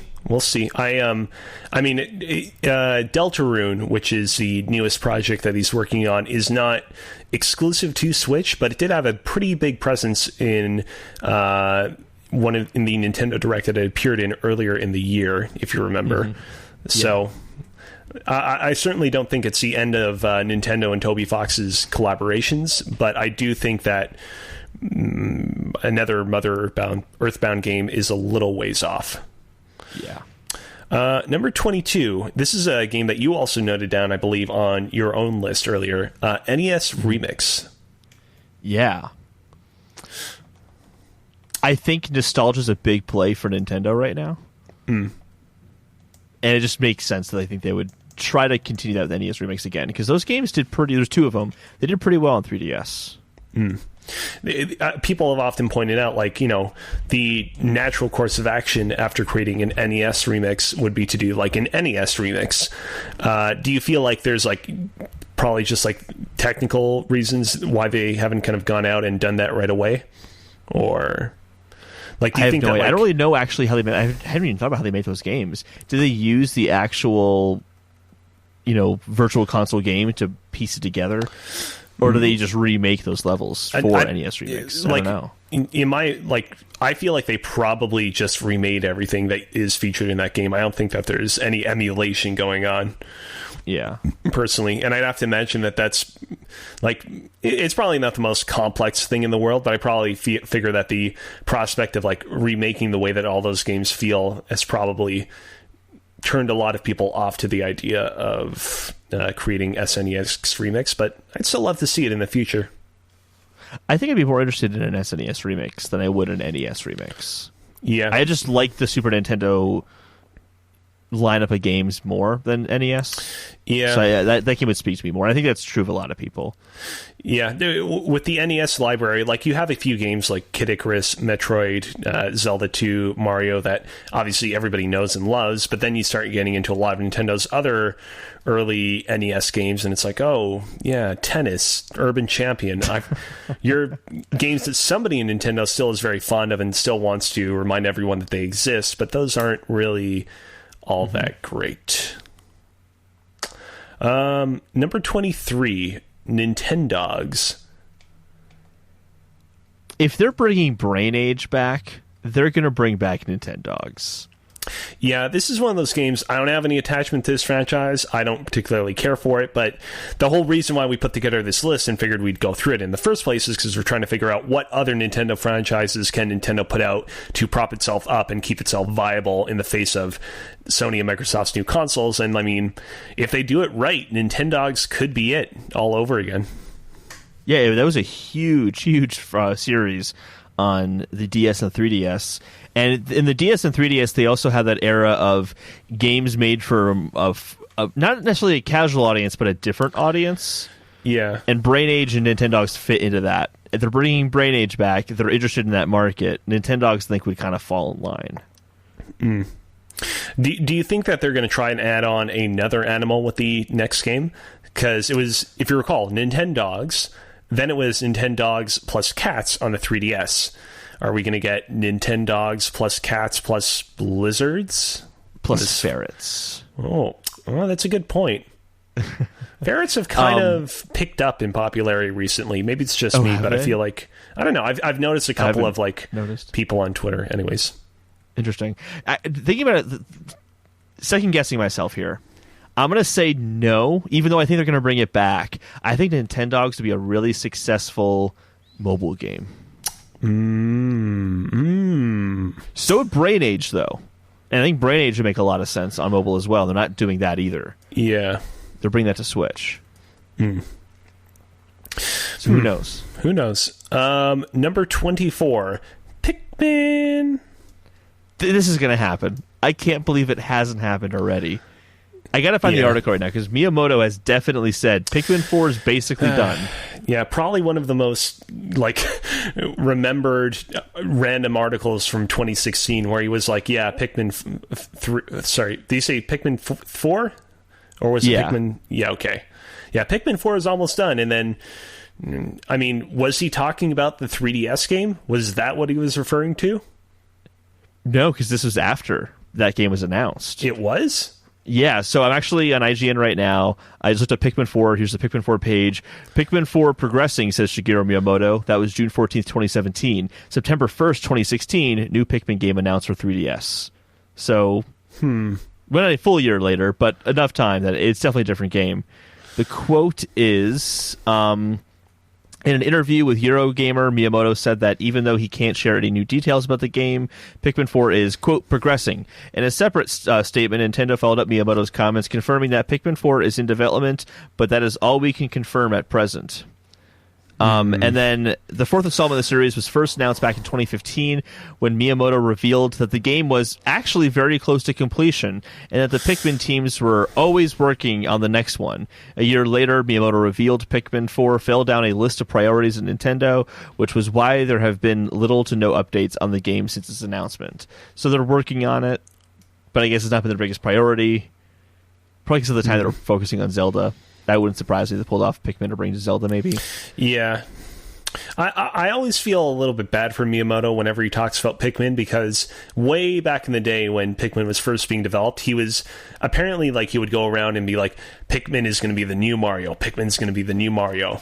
And Pikmin's a great game. Pikmin 2 and Pikmin 3 are great sequels, but they were definitely not the new Mario. And I feel like he still wants to make it into this big franchise, this big kind of tentpole release that Nintendo can kind of rely upon. But who knows whether or not he'll ever be able to do so. Yeah. It'll happen eventually with the Pikmin, I'm pretty sure.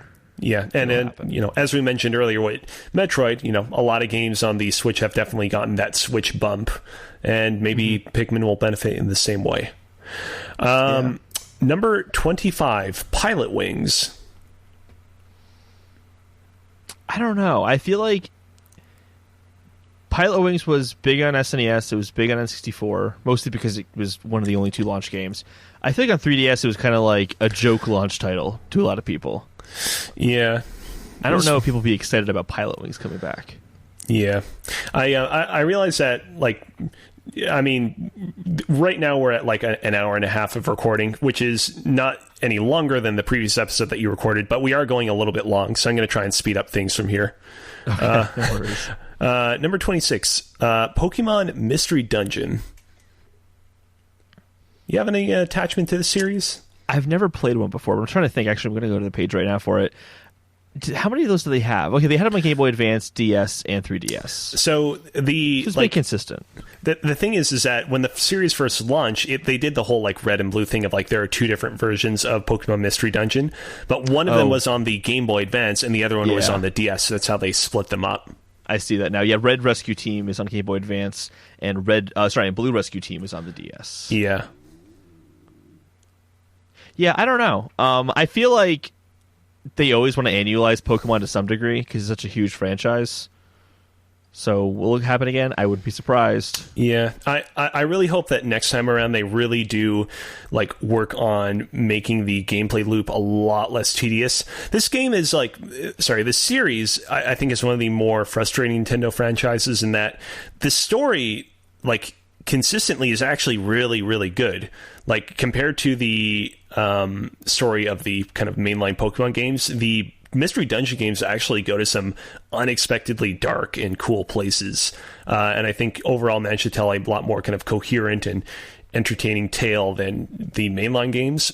But interspersed in between these really cool story bits is a really, really monotonous dungeon crawler, IMO. And so I really hope that they kind of work to improve that. Number 29, Rhythm Heaven. I've not played Rhythm Heaven before, so I don't really have an opinion on that. Don't really know too much about it. Yeah, I played a little bit of it here and there. The Rhythm Heaven producer, Tsunku, hold on a second. This is a source from Nintendo Soup, and I was trying to see, Tsunku, does he have a last name? It's no, he's just a popular Japanese songwriter and record producer who has helped out with the Rhythm Heaven series, and because he produced the first Rhythm Heaven game, and he said, yeah, he'd definitely consider it. Does not seem like it's going to be on the docket anytime soon, though. So remains to be seen there. 30th, Sin and Punishment. Haven't played that one either. Don't know it. Those were so the whole deal with the original Sin and Punishment is it was a kind of cult classic Nintendo 64 game that only came out in Japan. It came out on the Virtual Console on the Wii in both Japan and America for the first time, and it apparently did well enough that Nintendo basically commissioned a sequel. And the sequel was well received, but did not, unfortunately, sell very well. So nothing really kind of came of it there. Be cool to see it once more, but I also feel like the Sin and Punishment games, for the record, are light gun games, and I feel like that's kind of a genre that's gone out of style, and Kid Icarus, I feel, also did very similar things to what it did, but on a more deeper scale. So, remains to be seen what happens there. 31, Star Fox. Oh, 100% coming back. It's just a matter of time. Yeah, I feel like the Star Fox series, fortunately or unfortunately, depending on how you look at it, has always kind of gone hand in hand with gimmicks, may they be hardware or software gimmicks. And certainly the Switch has a lot of gimmicks to kind of take advantage of and use. It's also a franchise I think is kind of ripe for a rethinking. And the Switch, that's kind of like the name of the Switch, is rethinking a lot of the franchises you already love. Yeah. Number 32, Steel Diver. I don't think so. That sounds, I don't know. I don't think people will be too excited about a Steel Diver game. All right, number 33, Style Savvy. Haven't even heard of it. This is one of these one of the like few Nintendo franchises that like they really market exclusively at girls. It's like as the title implies, like a kind of like makeup, style savvy. Dress up your girl avatars and make them look really cool and real style savvy. There was a game on the original DS. There were 3 sequels on the 3DS. It seems like they, I mean... 3 of them, you were not kidding. Style savvy trendsetter, style savvy fashion forward, and style savvy styling star. I mean, they kept making them, so clearly they were doing well. But I guess kind of it was eventually diminishing returns, and they probably decided not to go back to it. This also screams, just like, what was the other one we were talking about? Like Nintendogs, like this should be a mobile game. If it comes back, it's got mobile written all over it. That's a good point. Number 34 and 35, Wario Land and WarioWare. Where is WarioWare? It doesn't make any sense to me. The Switch is the perfect console for some really unique WarioWare stuff. Yeah, we talked about this a little while back. I think that like perhaps early on there were discussions to have 1-2 Switch be like the next WarioWare game, and then maybe at some point somebody decided, you know what, we need to make something a little bit more kind of like family friendly, of something that's a little bit more enticing towards the general consumer than Wario to sell this game, which is unfortunate because I get that logic, but I feel like it actually probably would have sold way better if it was WarioWare branded. I used to work at a GameStop as a seasonal hire, and I'll never forget this moment because it floored me. I was so surprised. Oh, boy. Someone came in, they said, I want to buy a Nintendo Switch. They called in, like, I want to buy a Nintendo Switch, but before I buy it, I want to make sure you guys have 1-2 Switch in stock. It's the only reason I'm buying this thing. Okay. I just want to play 1-2 Switch. I think in my head, like, oh my god, you're about to waste $350. I feel so bad for you. But if it was WarioWare, it'd be like, you're making a great choice. Yeah. And you should absolutely get the Switch with WarioWare. So yes, they should bring back WarioWare. And finally, 36, Wave Race.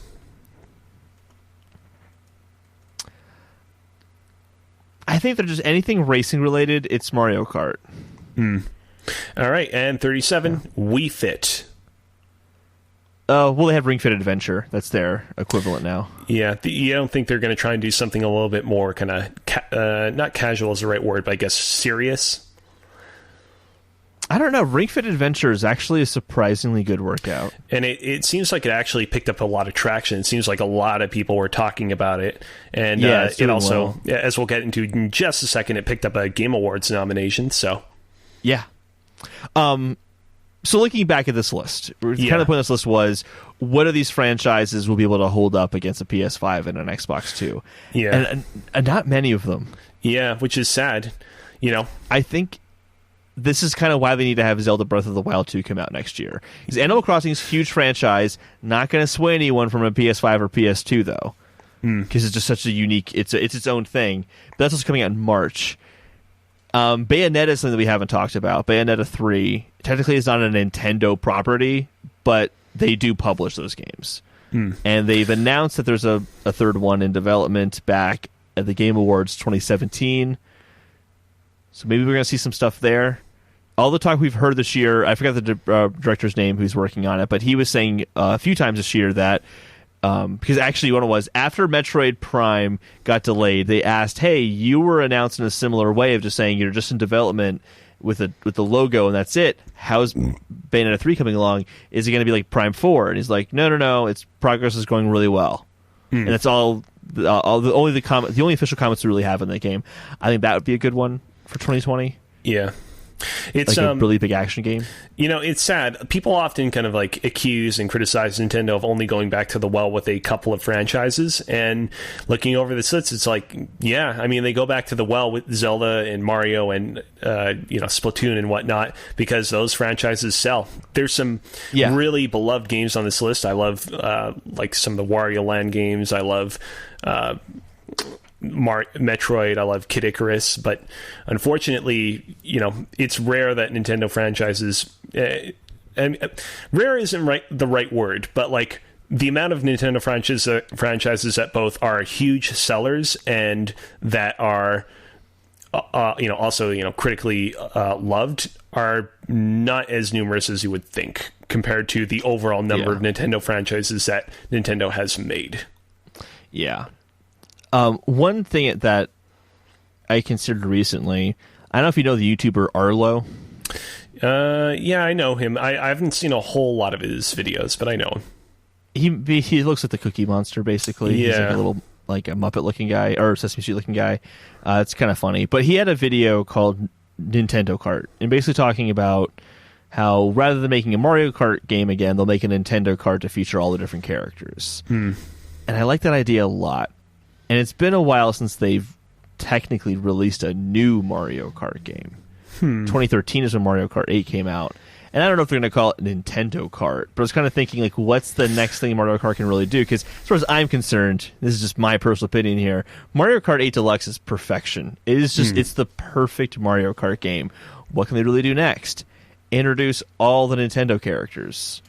So you can play as more obscure characters like Olimar, or you can be, you know, Princess Peach, not Princess Peach, like Zelda in a cart riding around, or Ganon, or, you know, that would be really cool. Playing as Samus in a cart, like, that'd be interesting. And having levels that are more centered around not just Mario areas, but all the Nintendo franchises. I think that'd be really cool.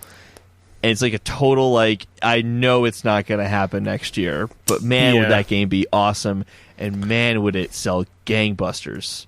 Yeah.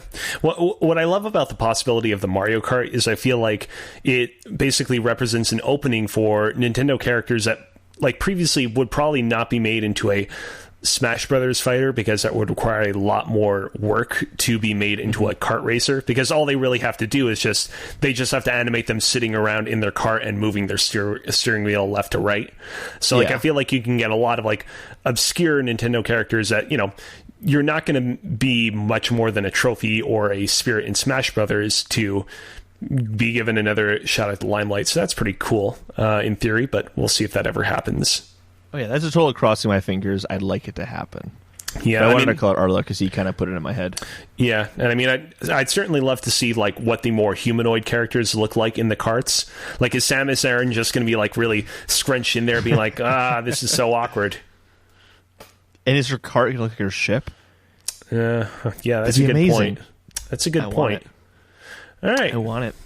So, for main quest, we're going to be going over... Man, the Game Award now at our main quest. Oh, my God. Well, we don't have a Game on Game show because I didn't have time to make one. That's fine. Chad sets a very high bar for that that I couldn't possibly top. And we don't have any subscriber interrogatives. So... Yeah. We're almost over here. I'm sorry to everybody who's been listening thus far that we spent 30 minutes talking about Cube of War back there. I promise this will be the last time that you ever hear about Cube of War on the Respawn Aim Fire podcast. So you can take from solace in Nintendo, that. period. That's a good point. From Nintendo, period. So for the main quest, we're going to be going over the Game Award 2019 nominees. We're going to be going through 10 of the categories, just kind of picking what we think will win, not necessarily what we want to win, what we would choose, but kind of like where we think the industry's going to go. Yeah, what's up? Cool. No, I was just saying cool. Oh, okay. And before we get to that, though, I just wanted to bring up, I guess you could call it a controversy that I wanted to mention. So this is coming from Heather Alexandra at Kotaku. Headline is Death Stranding's nominations at the Game Awards can't help but raise questions.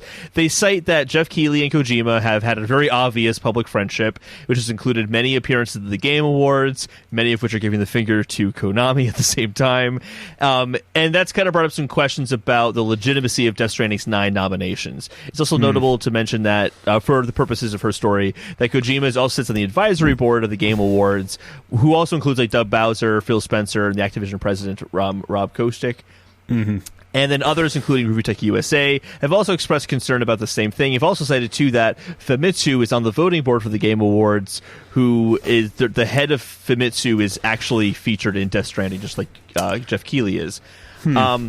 Personally, I don't think that the nominations are false. I think they were garnered legitimately because it's there. You can go to the website and see every single publication that votes to determine what will be nominated or won't be nominated. And I highly doubt that Jeff Keighley would just throw in Death Stranding for the sake of it. Yeah. This is one of those things where... Did they announce the nominations on Tuesday?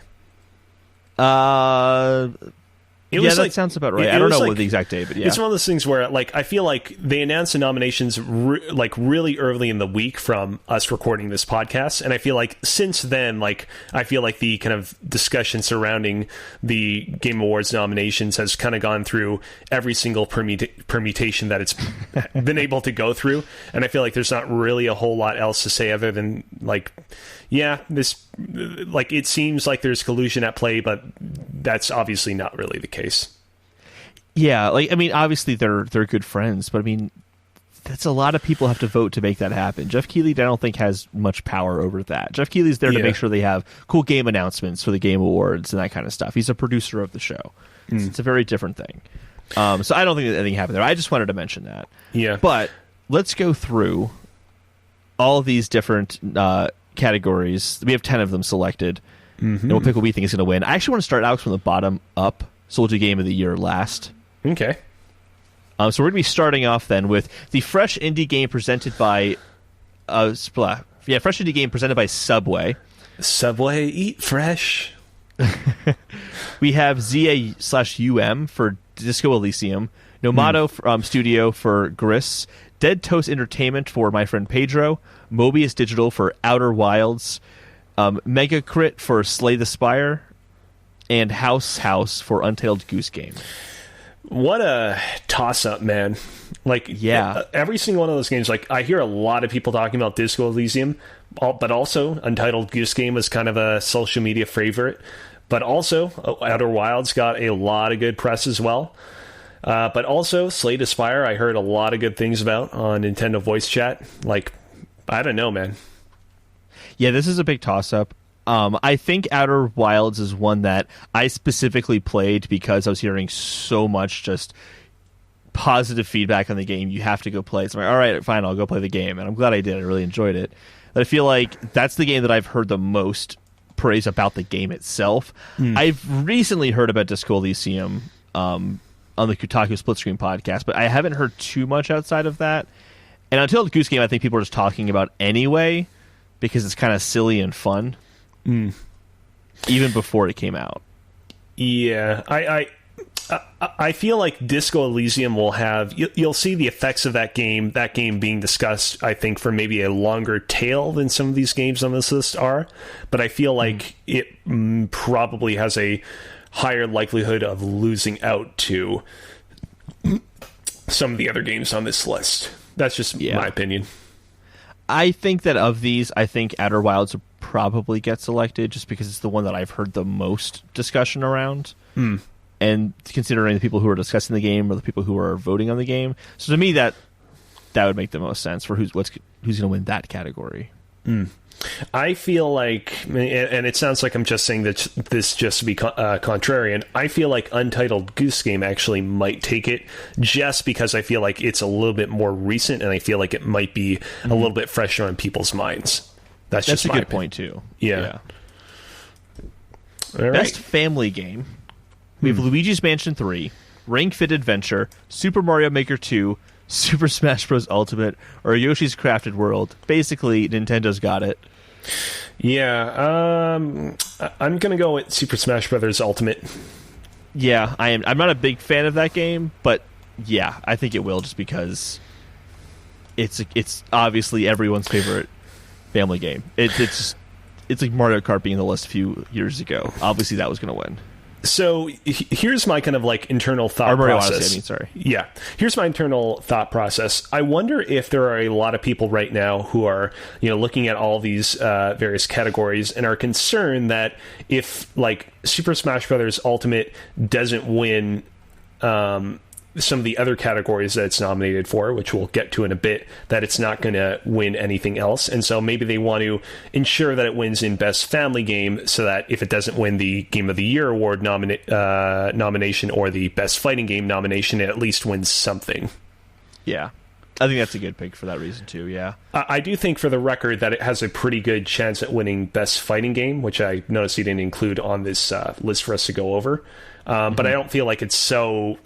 I feel like Mortal Kombat has a pretty good chance of sealing that victory from it as well. So, yeah, I think people want to make sure it gets some sort of victory, and I feel like this will be a really great way to do so. Yeah, I agree.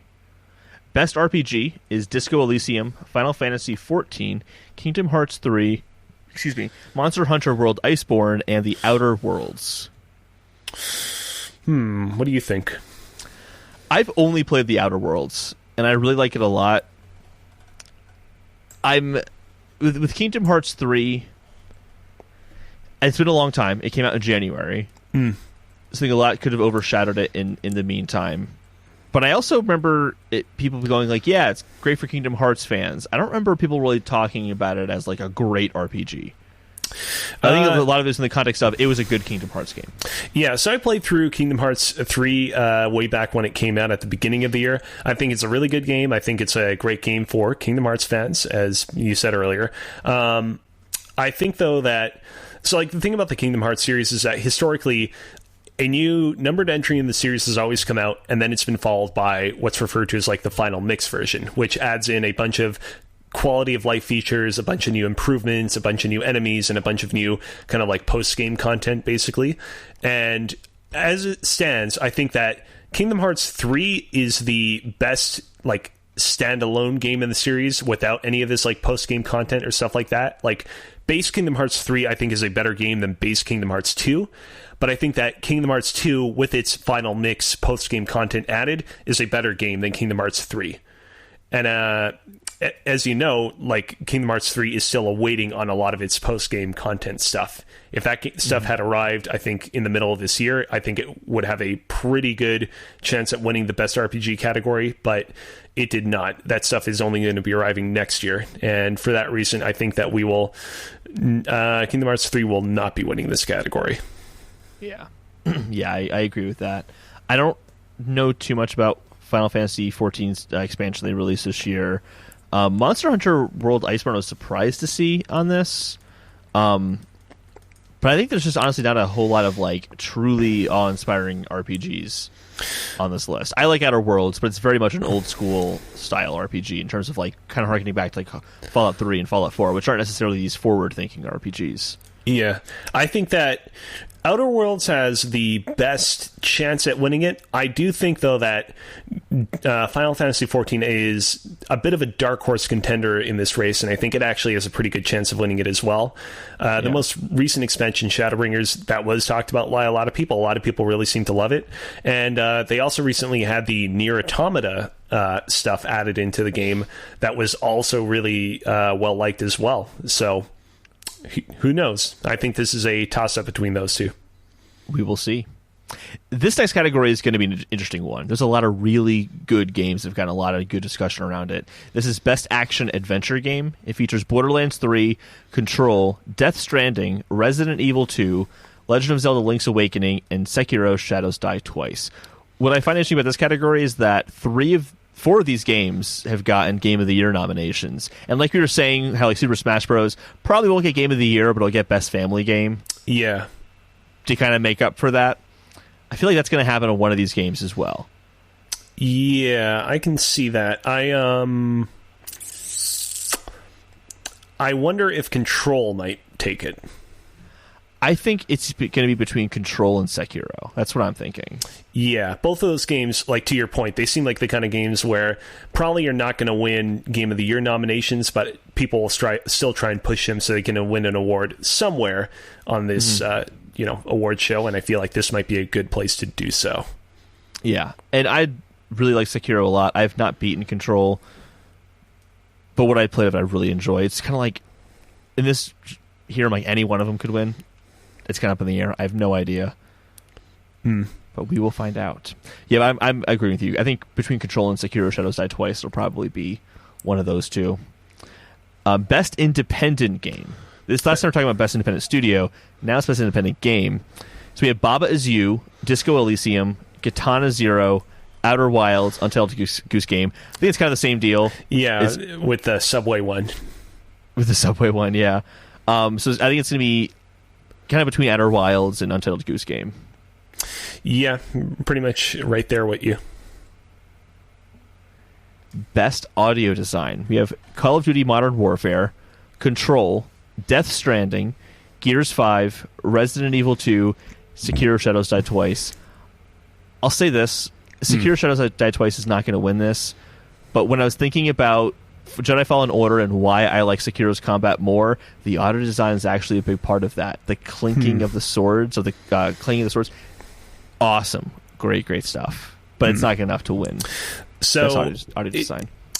As much as people are concerned about and want to make fun of Death Stranding winning all of these various nominations, I actually think that the audio design in Death Stranding is very, very, very good. I don't know whether or not it will win this category, but I think that it deserves to win this category. Yeah, I think Death Stranding definitely. The sound design is a huge part of just being enveloped in that world. It's also subtle. It's not like, I think Call of Duty is more bombastic, where that's when you're really listening into the nature around you and all that. So I definitely can see that too. Resident Evil 2 has amazing sound.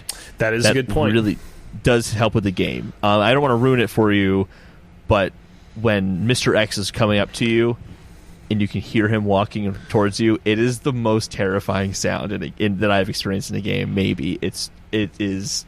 Ugh. I want to play the game again. It's a really good game. Best art direction. We have Control, Death Stranding. Is it Gris? I believe it's Gris. Gris? Okay. Whatever. It doesn't. It doesn't matter. Nobody's gonna kind of phone in and be like, "Oh, you got the pronunciation on Gris wrong on Respawn Aim Fire." It's fine. Sayonara Wild Hearts, Sekiro Shadows Die Twice, and The Legend of Zelda Link's Awakening. I think we can probably slash Sekiro off of this list again. I think it. Yeah. I mean, it looks good, but I don't think that we're gonna give it the nod for best art direction. No.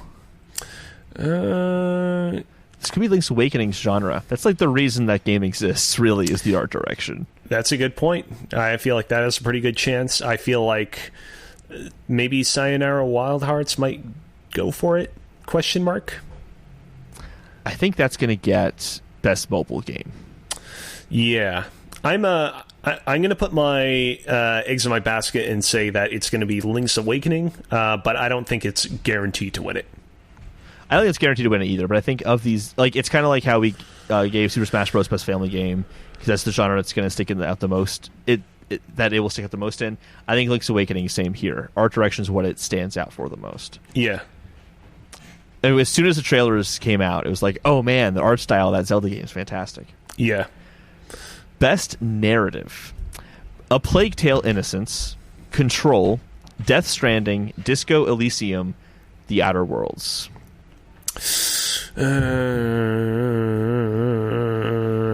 I started playing A Plague Tale: Innocence. I like it a lot, actually. I'm not very far in it, but I do like it quite a bit. So I've heard the name at this point quite a bit, but I don't really know what the deal is with Plague Tale. What's it about? So far it is about the Black Plague in France. Okay. And there's something where your parents are traitors in some way to the powers that be, the authority that be. And so you, the daughter of your parents and your brother are escaping as your parents were just killed. And you're kind of going through the world that's dealing with the Black Plague. That's what it's been so far, at least. It is a very good game so far. I like it a lot. But I think when it comes to best narrative, it's kind of like Sekiro. You can kind of cross it off the list because it's not the biggest game on the list, unfortunately. Yeah. I feel like Control, this is where Control is going to win. Narrative was a big part of Control, the world, all that stuff. Same with Death Stranding, but I think that the narrative might also be the reason people don't like that game. It's a very Hideo Kojima kind of narrative. There are a lot of weird kind of Kojima-isms, a lot of weird product placement that I personally am very fond of. I think it enhances the quirky atmosphere of the world, but I feel like it is pretty divisive, and I would say that at the end of the day, Death Stranding's strongest suite is the kind of meditative nature of its gameplay. So yeah, I would probably think that it does not win this. Yeah, I'm putting my money on Control for this one. Yeah, I think it has a pretty good shot. Last two categories. Here we go. Best Game Direction. This is Control, Death Stranding, Resident Evil 2, Sekiro Shadows Die Twice, and Outer Wilds. So can we also say the Game of the Year thing as well? Because I have a statement to make that will make more sense if we've read that one as well. Yeah, sure. So that was Best Game Direction. Now for Game of the Year. Control, Death Stranding, Super Smash Bros. Ultimate, Resident Evil 2, Sekiro Shadows Die Twice, and The Outer Worlds. I think that they give Death Stranding the nod for Best Game Direction, and it does not win Game of the Year. I completely agree with you. Yeah. As for who wins Game of the Year, I don't know. Yeah, this is really hard because it's Death Stranding. I definitely agree with you. It's going to get Best Game Direction just because it's Kojima. Yeah, there's the name recognition to attach to it, and I feel this is tough. It's a great way to be like, hey, we gave it the nod. We acknowledge that it's a really good game, and we sidestep causing any more controversy than we need to by also giving it the Game of the Year award nom.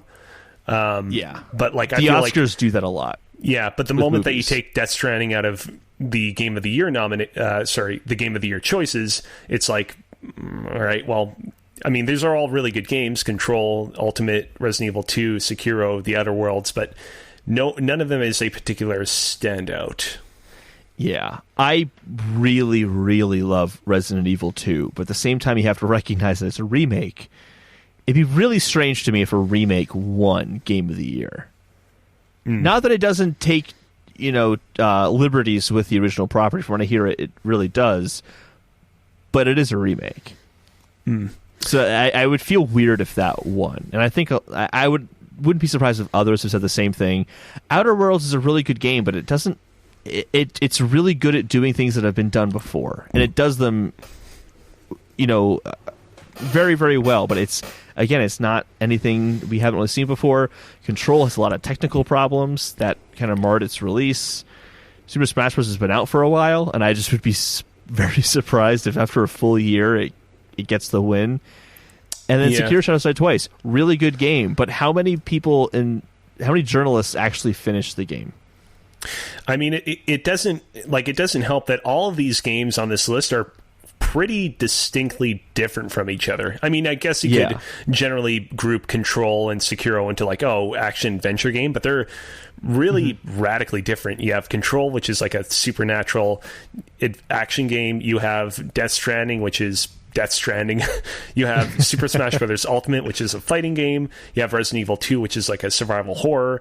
You have Sekiro Shadows Die Twice, which is a like Soulsborne kind of game, and then you have The Outer Worlds, which is a Bethesda Fallout style RPG. Like when I think back to Game of the Year awards in previous years, it was like 2017, you had Zelda, you had Horizon Zero Dawn, you had a lot of games all grouped together that were all pretty, I feel, similar. And maybe I'm wrong. Maybe it's just those two games are similar and everything was really different, but there definitely is not as much, I'd say, I forget the right word, but it's a pretty diverse list. Yeah. I feel like it's making the decision here pretty difficult for us. Yeah, it's really hard to predict. I'm just going to say Sekiro Shadows Die Twice just for the hell of it, just to put something down. But I really don't think it would actually win. But I can say that about all these other games. Here's the thing. I preemptively want to say Death Stranding, but I feel like I self-imposed myself not saying Death Stranding for this one. So I'm going to say, in lieu of Death Stranding, Control. But I don't think it's certain at all. We will find out. We will find out. And that brings us to our end game. So right now, our barf of the month is Undertale. We'll be talking about that next week at some point, so look forward to that. If you have any thoughts on the game you want to share, you can always tweet at us at Respawning Fire or email us at respawningfire@gmail.com. If you'd like to play with us every week, you get a cool new wallpaper every month and have a say in what we play. Support us on Patreon, patreon.com/respawningfire. Only one tier for $1, but if that's too much, no pressure. And like I said, you can just feel free to follow us at Respawning Fire at Twitter, at Respawning Fire on Twitter, or email us at respawningfire. respawningfire@gmail.com. Really botched that last part there. And I'm closing out here with Alyx, if you want to You Drop can some follow info on us me before we close out. Sure, you can follow me on Twitter at Alyx Kazina. I tweet out fun little gaming facts and gaming experiences. You can also follow Gamers, that's GVMERS, at youtube.com/gamers. I'm writing new scripts for new documentaries for that channel all the time. As we mentioned earlier on the show, we recently came out with a set of documentaries on the history of the Max Payne series and on the history of Kingdoms of Amalur Reckoning, the storied RPG that was created by Big Huge Games and 38 Studios back during the early 2010s. In addition to that, I'm also working on Gamers' secondary YouTube channel, Gamers Plus, where I'm making some like more personable, intimate content in which myself and Eilert, the channel's director, discuss our experiences playing video games and whatnot in a more kind of relaxed setting. And in addition to all of that, I also am working on a bunch of fun little kind of funny related projects in the background. I'm not ready to discuss them just yet. Just keep an eye on my Twitter account and you will eventually see good stuff. Oh, sorry to spike the mic right there, but before I forget, you can also catch me on Twitch, on twitch.tv/CozyBearLive, KOZIBEARLIVE. I just recently became affiliated, so be sure to like, follow, subscribe, do all that good stuff. I'm a bit of a shill now because it just became a... but, yeah, go and do all that, and I will be eternally grateful. We will keep an eye out for sure. Thanks for being with us today. Thank you. And now for usual sign-off. Bumpanada. Bumpanada.